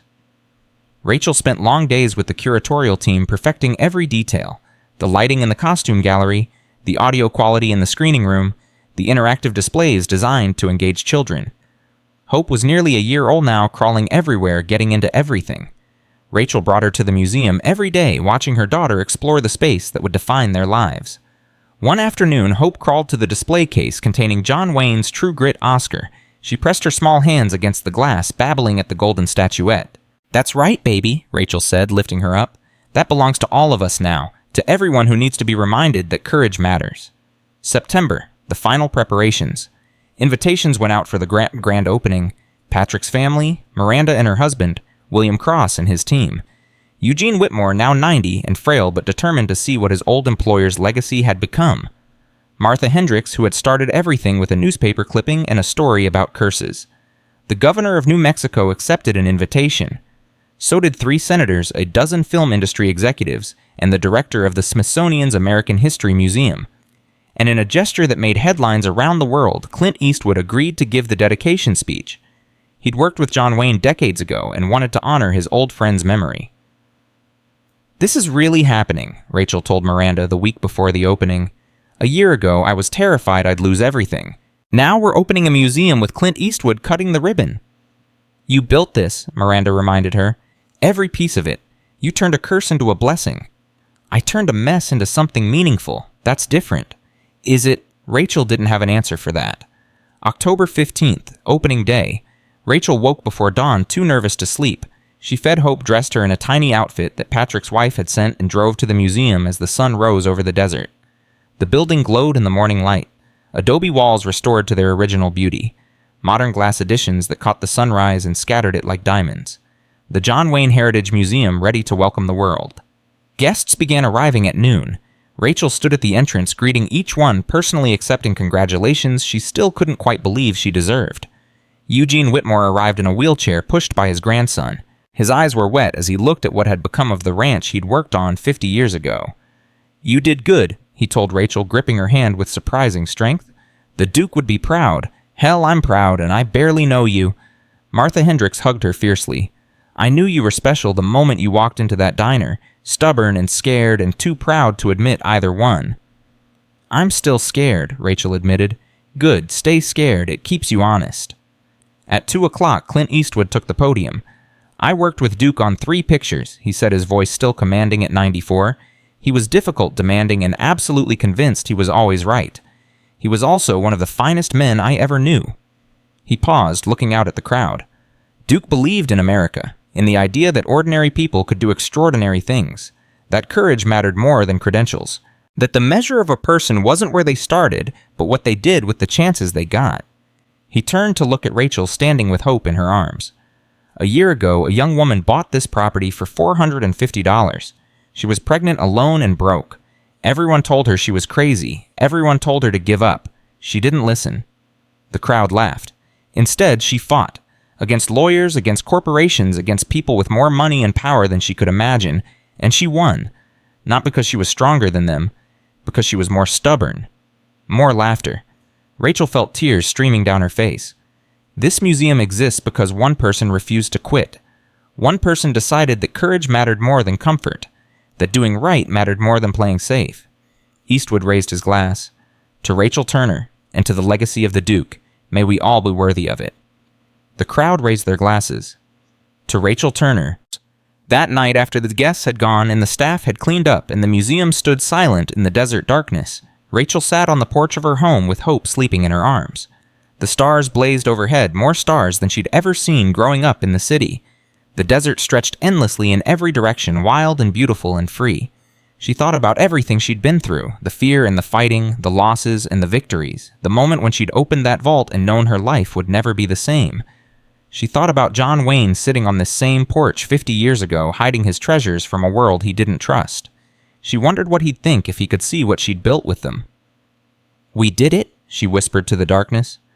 "Whatever you were protecting, whatever you were afraid of, it's safe now. It belongs to everyone." The wind stirred the desert brush. Somewhere in the distance a coyote howled, and Rachel Turner, who had once been a pregnant waitress with nothing but hope and stubbornness, smiled at the stars and held her daughter close. The museum opened to the public the next morning. By noon, the parking lot was full. By evening, they'd had to turn people away. The lines would stay long for months. Years. The John Wayne Heritage Museum would become one of the most visited cultural institutions in the Southwest, drawing hundreds of thousands of visitors annually. But that was the future. For now, in this moment, Rachel just watched the people stream through the doors, watched them discover the treasures she'd found, watched children's eyes go wide at the costumes and the Oscars and the stories of a man who'd made courage seem possible. "Miss Turner," Rachel turned. A young woman stood beside her, maybe 20 years old, nervously clutching a notebook. "Yes." "I'm sorry to bother you. I just wanted to say, your story changed my life. I was going to drop out of school, give up on my dreams, and then I read about you, about everything you went through, and I thought..." She paused, blinking back tears. "If she can do it, maybe I can too." Rachel felt her throat tighten. "What's your name?" "Maria." "Maria." Rachel reached out and squeezed the young woman's hand. "You can do it, whatever your dream is. Don't let anyone tell you otherwise." Maria nodded, wiped her eyes, and walked into the museum. Rachel watched her go. This, she realized, was the real treasure. Not the gold or the Oscars or the $1,000,000 costumes. The real treasure was the hope she'd given to people like Maria. The proof that ordinary people could do extraordinary things. That was worth more than $240 million. That was worth everything. 3 months after the museum opened, Kevin Hayes walked back into Rachel's life. She was in her office reviewing attendance reports when the security guard called. Someone at the front gate was asking for her. Someone who claimed to be Hope's father. Rachel's hands went cold. "What does he want?" "He says he needs to talk to you. Says it's urgent." Rachel looked at the photo on her desk. Hope at her first birthday party cake smeared across her face, laughing at the camera. Happy, safe, loved. "Tell him I'll meet him at the coffee shop in town. Not here, not on museum property." She drove to Dusty Creek with her heart pounding against her ribs. Part of her wanted to run, to hide, to pretend this wasn't happening, but Rachel Turner didn't run anymore. Kevin was already waiting when she arrived. He looked different, thinner, older. The easy charm that had once made her fall for him was gone, replaced by something desperate and hungry. "Rachel." He stood as she approached, tried to hug her. She stepped back. "What do you want, Kevin?" He flinched at the coldness in her voice. "I deserve that. I know I deserve that." "You deserve a lot worse than that. What do you want?" Kevin sat down heavily. "I made a mistake, the biggest mistake of my life. When you told me about the baby, I panicked. I was stupid and scared, and I ran. That was 2 years ago. I know, and I've regretted it every single day since." He looked up at her, his eyes wet. "I saw you on the news, the museum, the treasure, everything you've accomplished, and I realized what I threw away." Rachel felt something hot and bitter rise in her chest. "So you came back because I'm successful now, because I have money?" "No, that's exactly what this is." Rachel leaned forward. You abandoned me when I was pregnant and broke. You abandoned our daughter before she was even born. And now that I've built something, now that I've won, suddenly you want to be part of it. I want to know my daughter Rachel. I want to be her father. You had that chance. You walked away from it. I was scared? I was scared too. Rachel's voice rose loud enough that other customers turned to look. She forced herself to breathe. I was 28 pregnant alone. I lost my apartment. My job, almost lost my life, giving birth on the floor of a condemned house. Where were you? Kevin couldn't meet her eyes. I know I failed you, both of you, but I'm different now. Are you? Because from where I'm sitting, you look exactly the same. A man who shows up when it's convenient and disappears when things get hard. That's not fair. Neither was leaving me alone to fight for my daughter's life in a NICU. Neither was missing her first birthday, her first steps, her first words. Rachel stood up. Hope doesn't know you, Kevin, and that's not going to change. I have rights. I'm her biological father. Rachel froze. Is that a threat? It's a fact. I've talked to lawyers. I have legal standing to petition for custody, for visitation at least. The blood drained from Rachel's face. You would do that after everything. I don't want to fight you, Rachel. I want us to work this out together. But if you won't let me see my daughter... He spread his hands. I don't have a choice. Rachel stared at him for a long moment. At this man she'd once loved, who had broken her heart, who was now threatening to tear her family apart. You have a choice, Kevin. You always have a choice. And you consistently make the wrong one. She walked out of the coffee shop without looking back. January 18th. The custody papers arrived by certified mail. Rachel stared at them, feeling the words blur before her eyes. Kevin was petitioning for joint custody of Hope. He was claiming that Rachel had denied him access to his daughter, that she was an unfit mother, that the stress of running a major museum was incompatible with proper parenting. Miranda was furious when Rachel showed her. This is harassment. He has no case. He's her biological father. Don't fathers have rights? Fathers who show up, fathers who support their children, not fathers who abandon pregnant women and reappear 2 years later because they see dollar signs. Miranda flipped through the filing. But family courts can be unpredictable. We need to take this seriously. What do I do, so we fight again? Miranda sighed. I'm starting to think fighting is just your natural state of existence. Maybe it is. The first hearing was scheduled for February. Rachel spent the weeks leading up to it gathering evidence. Bank statements showing Kevin had never paid child support. Medical records from the NICU showing she'd been alone during the most critical moments of Hope's life. Character witnesses willing to testify about Kevin's absence and Rachel's devotion. Patrick Wayne offered to testify on her behalf. So did Eugene Whitmore. Even Clint Eastwood sent a letter to the court praising Rachel's character. But Kevin had his own strategy. He's claiming you're too busy to be a proper mother, Miranda reported after reviewing his latest filing. He's saying the museum consumes all your time and attention, that Hope would be better off with a father who can be present. That's insane. I work from home most days. Hope is with me constantly. He's also claiming you've exposed Hope to danger. The threats during the litigation, the break-ins, living in a construction zone during the restoration. Rachel felt sick. He's using the fight to protect Hope as evidence that I can't protect her. That's exactly what he's doing. February 14th, Valentine's Day. The custody hearing. Rachel walked into the family courtroom holding Hope in her arms. The little girl was 14 months old now, chattering happily, unaware that her future was being decided by strangers. Kevin was already there with his attorney. He had the nerve to smile at Hope, to wave to say, "Hi, baby girl," in a voice dripping with false warmth. Hope buried her face in Rachel's shoulder. The judge was a woman in her 50s named Margaret Stone. Her expression was unreadable as she reviewed the filings. This is a preliminary hearing to determine whether Mr. Hayes has standing to pursue custody or visitation rights, Judge Stone said. Mr. Hayes, you acknowledge that you were absent for the first 20 months of the child's life. Yes, Your Honor, I take full responsibility for that mistake. A mistake is burning dinner. Abandoning your pregnant girlfriend is something else entirely. The judge's tone was sharp. Why should this court believe you're capable of being a responsible parent now? Kevin's attorney stepped in. Your Honor, my client has undergone significant personal growth in the past 2 years. He's employed, stable, and eager to build a relationship with his daughter. The law recognizes the importance of children knowing both parents. The law also recognizes the importance of stability. Judge Stone turned to Rachel. Miss Turner, what is your position? Rachel stood still, holding hope. Your Honor, I spent 2 years fighting for my daughter's survival. I was homeless, broke, and alone through most of my pregnancy. I gave birth on the floor of an abandoned house because there was no one to help me. My daughter spent 3 days in the NICU while I sat beside her praying she would live. Her voice cracked, but she kept going. During all of that, Kevin Hayes was nowhere to be found.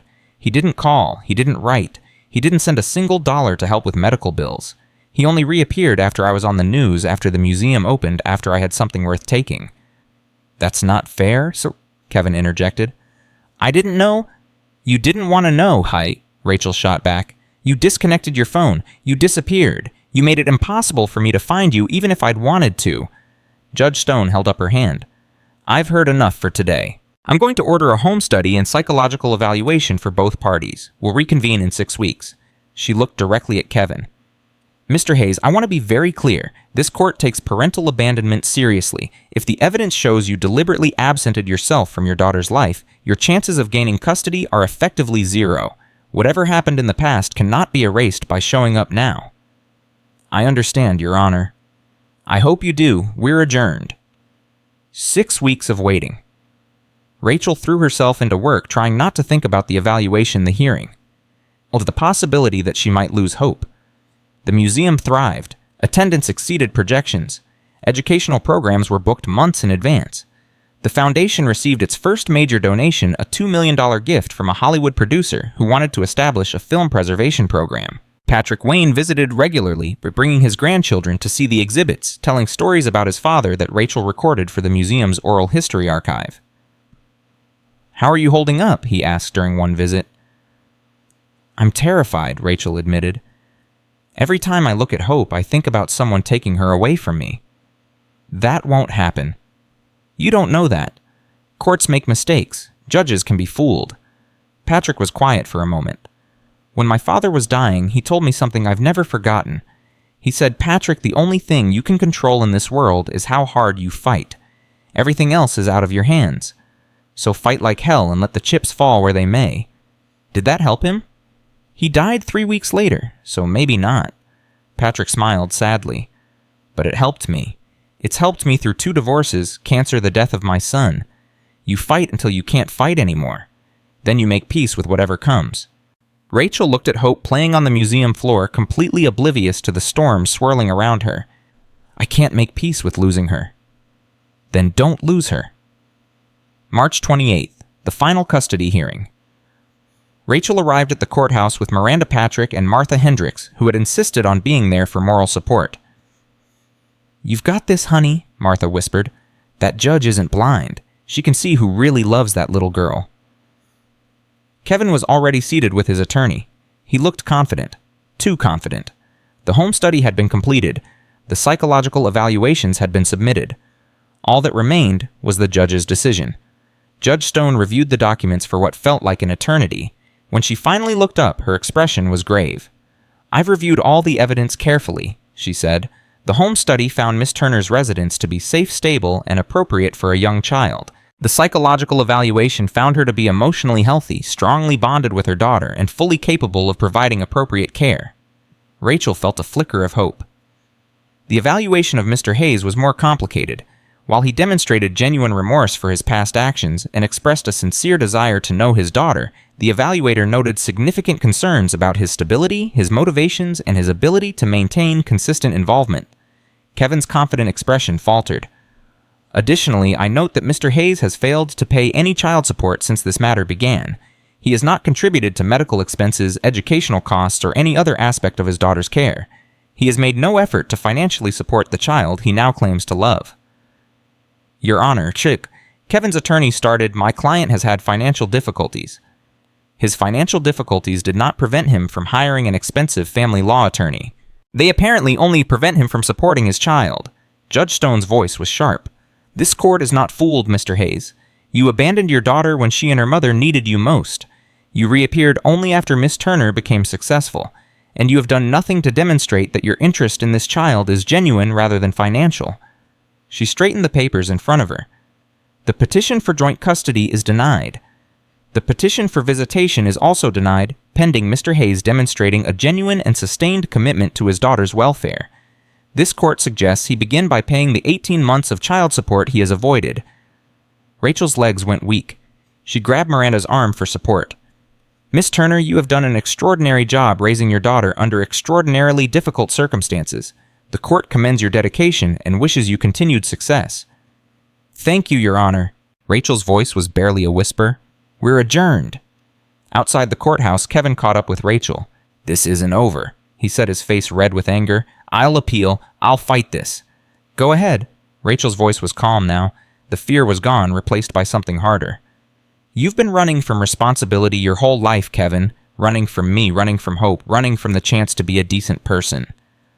I'm her father. Biology doesn't make you a father. Being there makes you a father. Showing up makes you a father. You had a chance to be part of her life, and you chose yourself instead. She looked at him one last time. I used to hate you for leaving. Now I just feel sorry for you. You'll never know what you missed. You'll never know how amazing she is. And that's your punishment, Kevin, living with what you threw away. She walked away, hope in her arms, and didn't look back. April brought new challenges. The museum's success had attracted attention from beyond New Mexico. A major hotel chain wanted to build a resort on adjacent property. A developer offered $20 million for a portion of the ranch land. Media companies requested exclusive interviews, documentary deals, reality show pitches. Rachel turned them all down. You're leaving money on the table, William Cross pointed out during a board meeting. The hotel deal alone would fund the foundation for decades. And turn this place into a tourist trap. Rachel shook her head. John Wayne came here to escape, to find peace. I'm not going to let his refuge become a commercial circus. The Foundation's mission is preservation and education, not profit. Some profit is necessary for sustainability.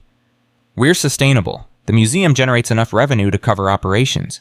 The endowment covers the rest. We don't need hotel chains or reality shows. Patrick Wayne backed her up. Rachel's right. My father would have hated seeing his ranch turned into a resort. He valued this land precisely because it was remote and unspoiled. The board voted to reject all commercial development proposals. May, the one-year anniversary of Hope's birth. Rachel threw a party at the museum. Patrick and his family came. Miranda and her husband. Eugene Whitmore frailer now, but still sharp. Martha Hendricks, the staff, the board, everyone who had been part of the journey. Hope toddled around the exhibition hall, fascinated by the costumes and the lights babbling her approximation of cowboy at the John Wayne displays. She's beautiful, Patrick said, watching her, and she has your stubbornness.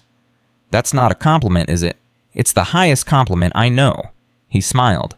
My father was stubborn too. It's what made him a star, and it's what made you a success. Rachel looked around at what she'd built, the museum gleaming in the afternoon light, the people who had become her family, the daughter who was her reason for everything. I never planned any of this, she said quietly. I just bought a broken-down house because I was desperate. Everything else happened by accident. There are no accidents, Patrick replied. Just opportunities we either take or ignore. You took every opportunity you were given. That's not accident, that's courage. June brought unexpected news. Victoria Harrison's trial finally began. She was facing 37 federal charges, including wire fraud, obstruction of justice, and conspiracy. The prosecution's case was overwhelming, built on documents that Rachel had helped expose.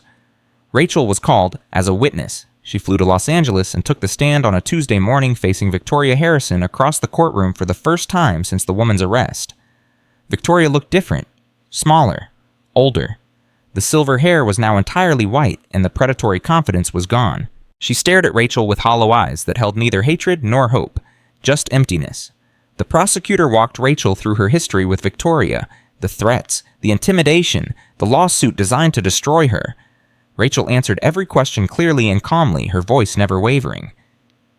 Miss Turner, the prosecutor asked, did Victoria Harrison ever directly threaten you or your child? Yes, through her lawsuit, through public statements, and through the emergency injunction that froze my assets while I had a newborn baby to care for. What was the effect of those actions? I was terrified. I couldn't access money for food or diapers. I didn't know if I'd be able to keep my home or provide for my daughter. The stress contributed to my premature labor and nearly killed both of us. Rachel looked at Victoria. She knew exactly what she was doing. She was trying to break me, to make me so desperate and afraid that I'd give up everything I'd fought for. But you didn't give up. No, I don't know how to give up. It's a character flaw, apparently. Scattered laughter in the courtroom. Even the judge smiled. Victoria's defense attorney cross-examined Rachel for 2 hours, trying to paint her as a vindictive opportunist who had conspired to destroy an innocent woman's career. Rachel remained calm throughout answering every question, honestly refusing to be rattled. When it was over, she walked out of the courthouse and found Patrick Wayne waiting for her. "You were magnificent," he said. "I just told the truth." Sometimes that's the most magnificent thing anyone can do. July 4th. Victoria Harrison was found guilty on 31 of 37 charges. Rachel watched the verdict on television, hope playing at her feet. The news cameras captured Victoria's face as the jury forewoman read the decisions. Guilty, guilty, guilty. Each word landing like a hammer blow. Victoria Harrison, the woman who had destroyed countless lives, who had threatened Rachel's daughter, who had nearly broken her, was facing 30 years in federal prison. Rachel waited to feel triumph, satisfaction, something. Instead, she felt only sadness. "What a waste," she said quietly. Patrick called that evening. "How do you feel?" "Empty. She could have been different.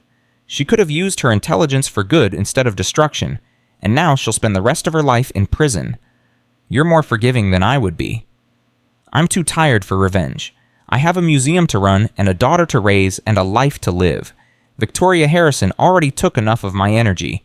I'm not giving her any more." August brought changes. The film about Rachel's story began production. Sarah Chen, the director, visited the museum regularly, consulting with Rachel about accuracy and authenticity. "I want to get it right," Sarah said. "Not just the facts, but the feeling. What it was like to be you during all of this." "Scared," Rachel said immediately. "Mostly just scared. And stubborn. Too stubborn to admit how scared I was." That's exactly what I want to capture. Rachel participated in casting decisions, script reviews, location scouts. She insisted on one non-negotiable condition: the actress playing her had to be an unknown. No A-list stars. Someone who would bring authenticity rather than celebrity. They found her in Chicago. Maria Gonzalez, 26 years old, a waitress and aspiring actress who had never been in a major film. Her audition tape made Rachel cry. "She understood," Rachel told the producers. "She knows what it's like to struggle and fight and keep going when everything tells you to stop." September. Hope's vocabulary exploded.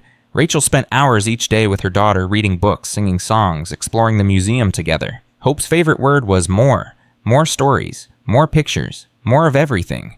"She's going to be a handful," Martha observed during one of her visits. "She already is, but the good kind of handful." Just like her mama. Rachel thought about that. About the woman she'd been 2 years ago and the woman she was now. Still the same in many ways. Still stubborn, still scared, still fighting. But stronger too. More confident. More certain of who she was and what she wanted. Motherhood had changed her. The museum had changed her. Fighting for everything she loved had changed her. She was better now. Not perfect, but better. October, the second anniversary of the museum opening. The celebration was smaller this year. Family and close friends. The foundation board, key staff members. But it felt more meaningful somehow. Less about triumph and more about gratitude. Patrick gave a speech about legacy. About how his father's hidden treasure had become a gift to the world. About how one woman's courage had transformed a curse into a blessing. 2 years ago, Rachel Turner opened a vault that had been sealed for 40 years, he said. But the real treasure wasn't inside that vault. The real treasure was the woman who had the courage to open it. Rachel stood up to respond, hope squirming in her arms. "I'm not good at speeches," she admitted. "I'm better at fixing cars and changing diapers and arguing with lawyers." Laughter from the crowd.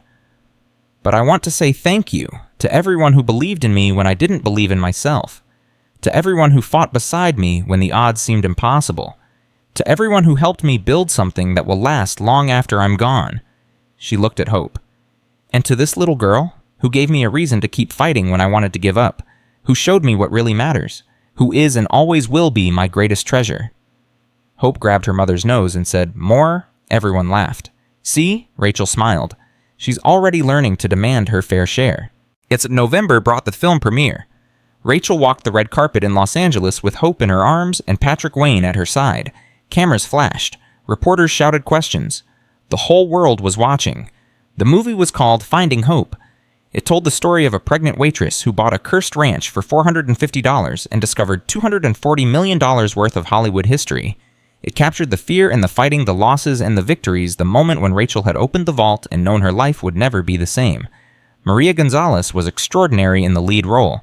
She brought Rachel's struggle to life with heartbreaking authenticity.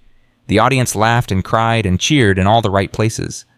Afterward, at the premiere party, a reporter asked Rachel how it felt to see her life on screen. "Strange," she admitted.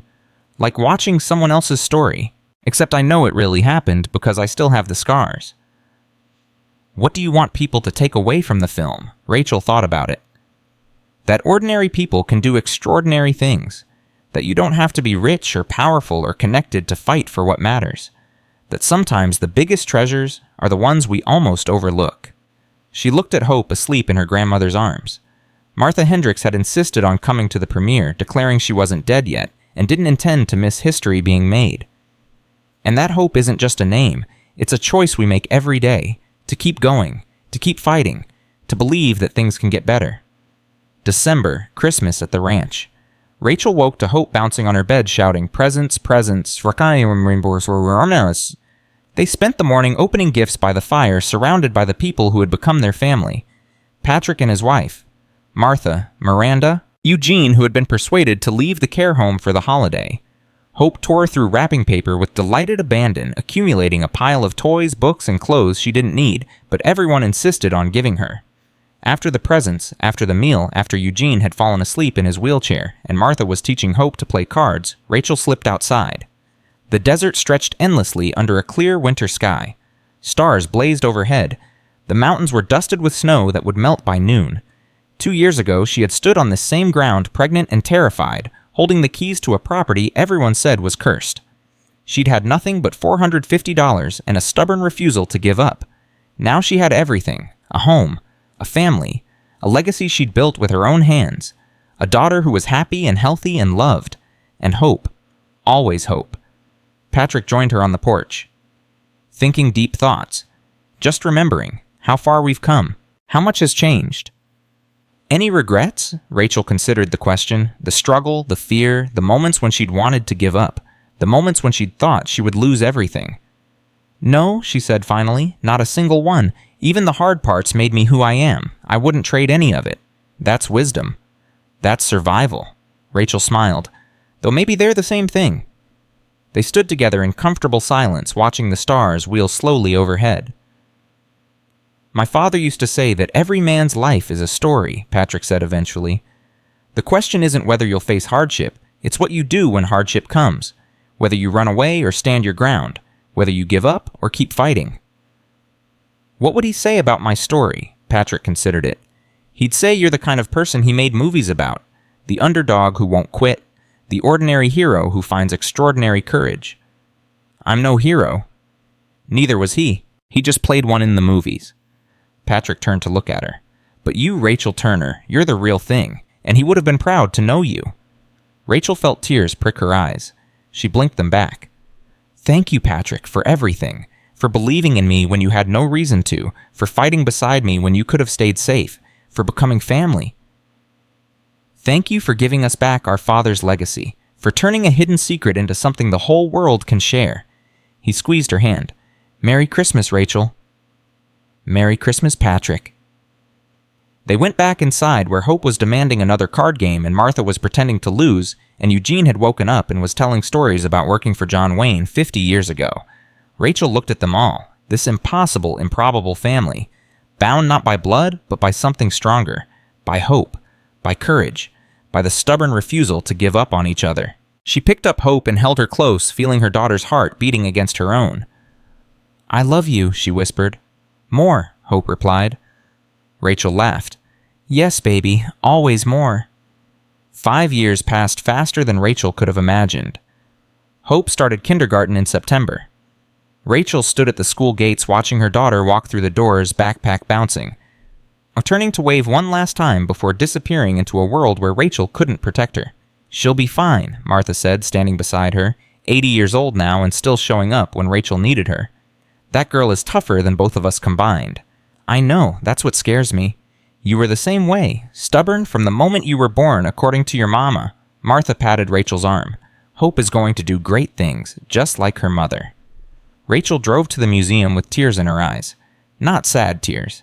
Just the overwhelming weight of time passing, of life moving forward, of her baby becoming a person with her own thoughts and dreams and fears. The museum had changed in 5 years. New wings had been added. Educational programs had expanded. The foundation now funded film preservation projects across the country, saving countless hours of cinema history that would otherwise have been lost. And Rachel had changed too. She was 33 now, no longer the desperate waitress who had bought a cursed ranch for $450. She was the director of a major cultural institution, a board member of 3 nonprofits, a voice for historic preservation, and a single mother who somehow managed to do it all. Most days she still couldn't believe it was real. Patrick Wayne called that afternoon. How did Hope's first day go? She barely looked back. I think I cried more than she did. That's how it should be. It means you raised her right. Patrick's voice was warm but tired. He was 88 now, slowing down despite his determination to stay active. I have some news. Can you come to Los Angeles this weekend? What kind of news? The good kind, I think. The board has made a decision about the foundation's future, and I want you to hear it in person. Rachel flew to Los Angeles on Saturday, leaving Hope with Martha. The meeting was held at Patrick's home in Beverly Hills, a modest house by Hollywood standards, but filled with memorabilia from his father's career. The entire Wayne family board was present. Patrick, Isa, Marissa, several grandchildren who had become active in the foundation over the years. We've been discussing this for months, Patrick began. The foundation has grown beyond what any of us imagined. We now manage over $300 million in assets, employ 57 people, and reach nearly 1 million visitors annually. He looked directly at Rachel. None of that would exist without you. You found our father's treasure. You fought to protect it. You built something that will outlast all of us. He paused. Which is why we've decided to name you permanent executive director with a lifetime appointment and full decision-making authority over the museum's operations. Rachel's breath caught. Patrick, I don't know what to say. Say yes. Isa leaned forward. You've earned this, Rachel. You've dedicated your life to our father's legacy. We want to make sure you can continue that work for as long as you choose. The compensation package is substantial, Marissa added. A significant salary increase, expanded benefits, and an educational trust for Hope that will cover everything through graduate school. Rachel looked around the room at these faces that had become family. 5 years ago, they had been adversaries fighting over a fortune neither side fully understood. Now, they were partners in something larger than any of them. Yes, she said. Yes, of course, yes. The celebration lasted well into the evening. Rachel called Martha to check on Hope, listened to her daughter's excited chatter about her new best friend Emily and the cool teacher who let them have goldfish in the classroom. I miss you, Mommy. I miss you too, baby. I'll be home tomorrow. Did you have a good meeting? I had a wonderful meeting. I'll tell you all about it when I get back. Okay, love you. Love you more. That's impossible, Hope declared. Love can't be measured. Rachel laughed. Who taught you that? Mrs. Martinez, my teacher. She's very smart. She sounds like it. Good night, sweetheart. Good night, Mommy. Rachel hung up and stood on Patrick's balcony looking out at the lights of Los Angeles. Somewhere in this city, John Wayne had built his career, created his legend, become an icon that still resonated 50 years after his death. And his hidden treasure had given Rachel everything she had. Thank you, she whispered to the night. Wherever you are, thank you. The next morning brought unexpected visitors. Rachel was packing to leave when Patrick's housekeeper announced that someone was asking for her. A woman and a young girl. Rachel walked into the living room and stopped cold. The woman was in her late 20s, thin and exhausted, with the kind of desperate eyes Rachel recognized from her own reflection 5 years ago. The girl beside her was maybe 6 years old, clutching a worn stuffed bear and looking terrified. Miss Turner. My name is Amanda Reyes. I'm sorry to bother you like this. I know you don't know me, but I didn't know where else to go. How did you find me? I saw the news about the museum anniversary. They said you'd be in Los Angeles this weekend. Amanda's voice cracked. I've been living in my car for 3 weeks. My daughter hasn't had a proper meal in days. I lost my job, my apartment, everything. And I remembered your story. How you were just like me once, and I thought maybe you'd understand. Rachel looked at the little girl, at the fear in her eyes, at the stuffed bear that was probably her only possession. She thought about herself 5 years ago, pregnant, homeless, desperate. If someone had reached out to her, then had offered help when she needed it most, everything might have been different. "What's your daughter's name?" "Isabella." Rachel knelt down to the little girl's level. "Hi, Isabella. I'm Rachel. Are you hungry?" Isabella nodded shyly. "Let's fix that first. Then we'll figure out the rest." Patrick's housekeeper made breakfast while Rachel called Miranda. Within 2 hours, they had found Amanda emergency housing through a foundation-supported shelter network. They connected her with job placement services. They enrolled Isabella in a school that offered free meals and after-school care. "Why are you doing this?" Amanda asked as Rachel drove her to the shelter. "You don't owe me anything. Someone helped me once when I had nothing. Many people, actually. They didn't owe me anything either." Rachel glanced at her. "That's how it works. We help each other. We lift each other up. That's the only way any of us survive." Amanda started crying. "I've been so scared. For so long, I didn't think anyone cared." "People care. You just have to find them." Rachel pulled into the shelter parking lot. "This isn't charity, Amanda. This is an investment. In you, in Isabella, in the future you're going to build. I expect you to pass it forward someday." "I will. I promise." "I believe you." The encounter stayed with Rachel during the flight home. She thought about Amanda and Isabella, about all the other women in similar situations struggling alone because no one had shown them another way. She thought about what she could do, what the foundation could do, what her platform and resources could accomplish if she used them deliberately. An idea began to form. 2 months later, Rachel presented her proposal to the foundation board. "The John Wayne Heritage Foundation has been focused on preservation and education," she said. But John Wayne's legacy wasn't just his films. It was the values he represented. Courage, determination, standing up for what's right, helping those who can't help themselves. She clicked to the next slide. "I'm proposing we expand our mission. Create a new division focused on supporting single mothers in crisis. Emergency housing, job training, childcare, legal services, everything they need to rebuild their lives." "That's a significant departure from our current work," one board member said. "It's an expansion of our current work. We preserve stories, we educate about history, but we can also create new stories, help new heroes emerge." Rachel looked around the room. 5 years ago, I was a pregnant waitress buying a condemned house because I had no other options. If someone had offered me this kind of support, I might not have needed to find a treasure to survive. Other women shouldn't have to find treasures either." Patrick spoke first. "I think my father would have loved this. He always said his favorite roles were the ones where he helped the underdog, the ordinary person facing impossible odds." "Like Rachel," Isa added.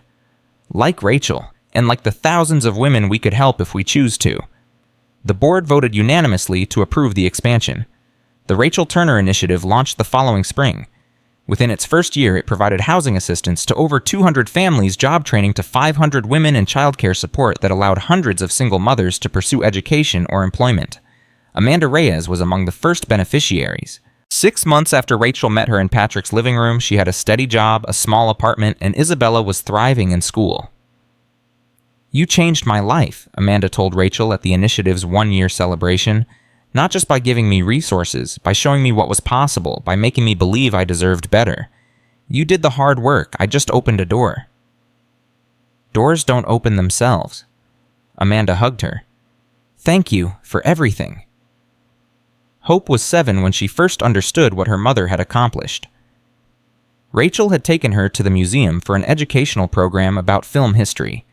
They walked through the exhibits together, Hope asking questions about the costumes and the old photographs and the golden statues behind glass. "Mommy, why do so many people want to see this stuff?" "Because it belonged to someone important, someone who made movies that helped people feel brave." "John Wayne." "Yes, he was a big movie star a long time ago." Hope thought about this. "And you found all of it." "I found where it was hidden. Other people helped me share it with everyone." "Why was it hidden, Rachel knelt down to Hope's level. "Because the man who owned it was afraid that people would take it or hurt it or use it wrong. So he locked it away where no one could find it." "But you found it." "I did. By accident mostly. I bought a broken-down house because it was all I could afford, and the treasure was inside." Hope's face scrunched up in concentration. "So the treasure was there the whole time, just waiting." "Yes, baby, just waiting for someone brave enough to look." "Were you scared?" "Terrified, but I did it anyway." "Why?" Rachel touched her daughter's face. "Because of you. Everything I did, every fight I fought, every scary thing I faced, I did it because of you. You gave me a reason to be brave." Hope hugged her fiercely. "I love you, Mommy." "I love you too, baby." More than all the treasure in the world. The years continued to pass. Hope grew from a curious child into a thoughtful young woman. She had Rachel's stubbornness and her own unique blend of compassion and determination. She volunteered at the Initiatives programs every summer, working with children whose mothers were rebuilding their lives. "I want to do what you do," Hope told Rachel one evening when she was 16. "Help people make things better." "You can do anything you want, you know that." "I know, but I want to do this." Hope looked around the museum at the exhibits she'd grown up with, at the legacy that had shaped her entire life. "You showed me that one person can make a difference. I want to prove you right." Rachel felt tears in her eyes. "You already have, sweetheart, every day." Patrick Wayne died peacefully in his sleep at the age of 93. Rachel was at his bedside holding his hand when he took his last breath. "Thank you," she whispered to him, "for believing in me, for fighting beside me, for becoming family." The funeral was held at the museum. Hundreds of people attended, from Hollywood legends to ordinary visitors whose lives had been touched by the foundation's work. They shared stories about Patrick, about his father, about the legacy they had built together. Rachel delivered the eulogy.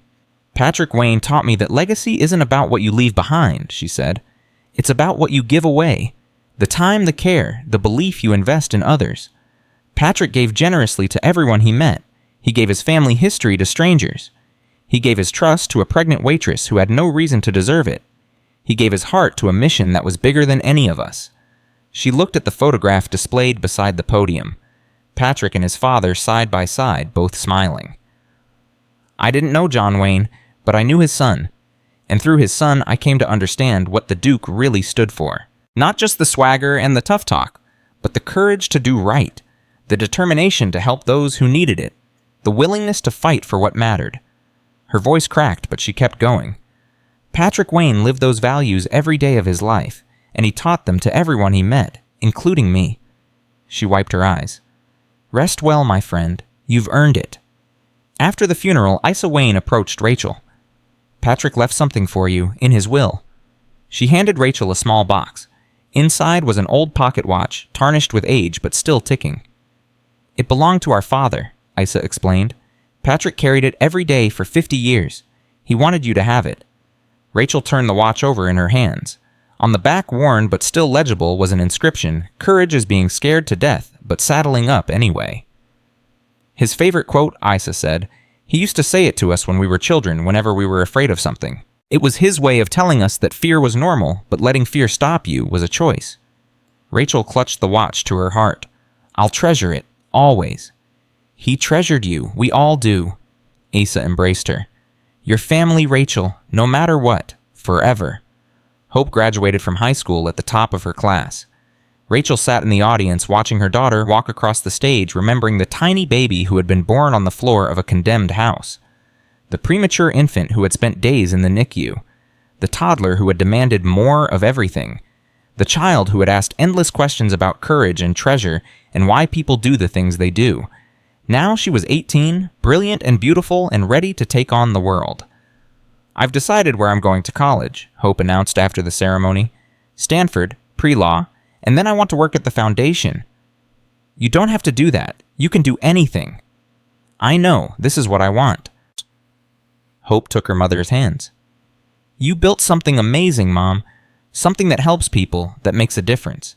I want to be part of that. I want to make sure it continues after you're gone." Rachel felt the tears coming and didn't try to stop them. "I'm so proud of you. So incredibly proud. I learned from the best." They hugged mother and daughter, surrounded by friends and family and the life they had built together from nothing but hope and determination. 20 years after Rachel bought the cursed ranch, the museum celebrated its anniversary with a gala unlike any before. 1,500 guests filled the expanded complex. Politicians, celebrities, business leaders, but also ordinary people, families who had visited the museum. Women whose lives had been transformed by the initiative, children who had learned about courage and history and what was possible when you refused to give up. Hope, now 25, and the Foundation's youngest board member, introduced her mother. "Most of you know the story," Hope said. "The pregnant waitress, the $450 ranch, the hidden vault with $240 million. It's been in newspapers and books and a movie that made my mom cry every time she watched it. Laughter from the audience.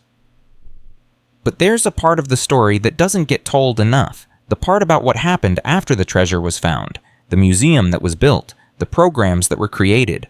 The thousands of lives that were changed because one woman decided to share what she discovered instead of keeping it for herself. Hope's voice grew serious. My mother could have been rich. Really rich. She could have sold everything, taken the money, and lived a life of luxury. Instead, she built this. A place where people come to learn about courage. A foundation that helps families in crisis. A legacy that will outlast all of us. She turned to look at Rachel. 20 years ago, my mom was scared and alone and pregnant with me. She didn't know if she could survive, let alone succeed. But she kept going anyway. She fought when fighting seemed impossible. She believed in herself when no one else did. And she taught me that the greatest treasure isn't gold or fame or fortune. It's the people we love and the difference we make in their lives. Hope raised her glass.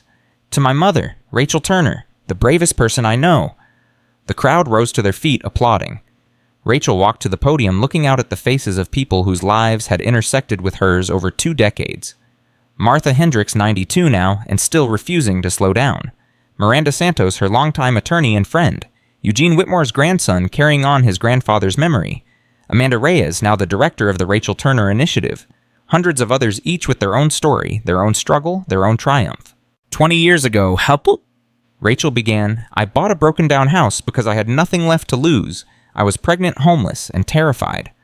Everyone told me I was crazy, that the property was cursed, that I should take whatever scraps were offered and be grateful. She paused. I didn't listen. Not because I was brave, because I was desperate, and because something inside me, something stubborn and probably irrational, refused to believe that this was how my story ended. She looked at Hope. My daughter is named Hope because that's all I had when she was born. Hope that things would get better. Hope that I could give her a good life.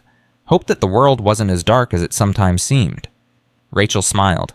It turns out hope was enough, combined with the stubbornness, and a lot of help from people who believed in me when I didn't believe in myself. She gestured to the museum around them.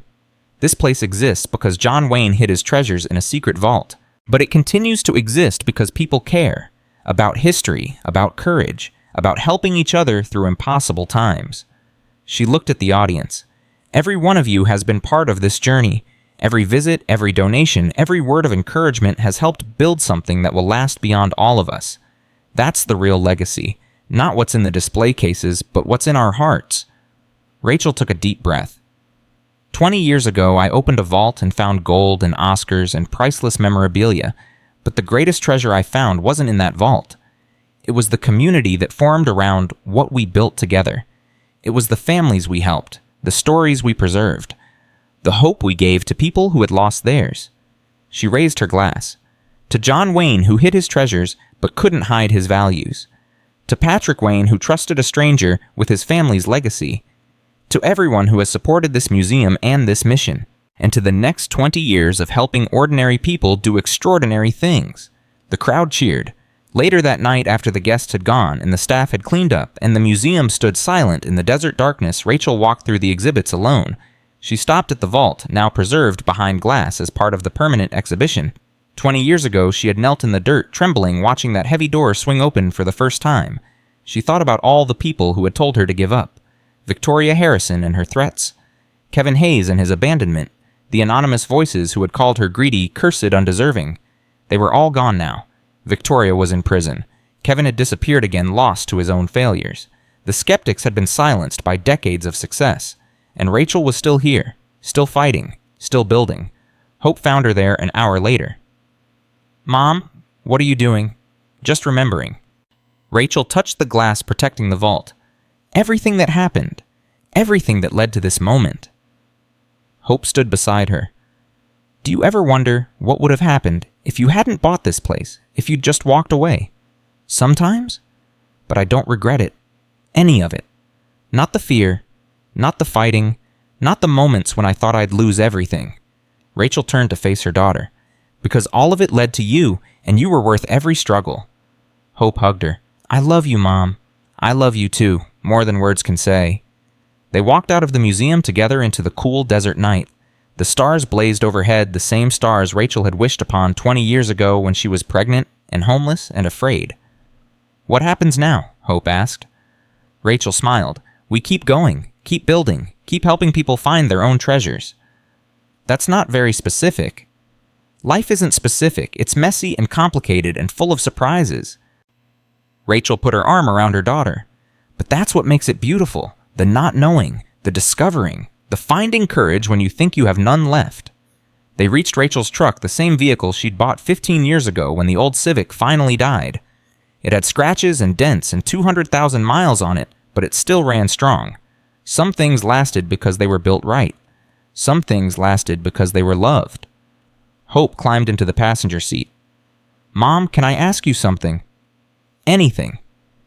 "If you could go back to that day, the day you bought this place, knowing everything that would happen, would you still do it?" Rachel started the engine and looked out at the museum, at the ranch, at the land that had transformed from a curse into a blessing. "In a heartbeat," she said. "Every struggle, every fear, every moment of doubt was worth it, because it led me here, to this place, to this work, to you."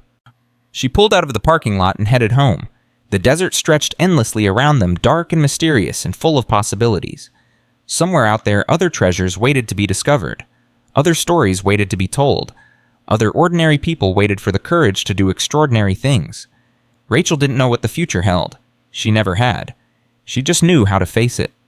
One day at a time. One fight at a time. One act of courage at a time. That was the secret she'd learned in 20 years of building something from nothing. That was the lesson she'd tried to teach everyone who crossed her path. That was the legacy she would leave behind when her time finally came. You don't have to be special to change the world. You just have to show up, keep fighting, refuse to quit, and always, always, always have hope. The truck's headlights cut through the darkness as Rachel drove toward home, toward the next chapter, toward whatever challenges and opportunities awaited. Behind her, the museum glowed softly in the starlight, a beacon in the desert, a monument to what one person could accomplish with nothing but determination and a refusal to accept defeat. John Wayne had hidden his treasures because he didn't trust the world with them. Rachel Turner had found them and shared them with everyone. That was the difference between keeping a legacy and building one. That was the lesson of the vault. That was the meaning of hope. And that was the story of a pregnant waitress who bought a cursed ranch for $450, found $240 million in hidden treasure, and discovered that the greatest treasure of all was the life she built with what she found. Not the gold, not the fame, not the fortune, the people, the purpose, the love. That was the real treasure.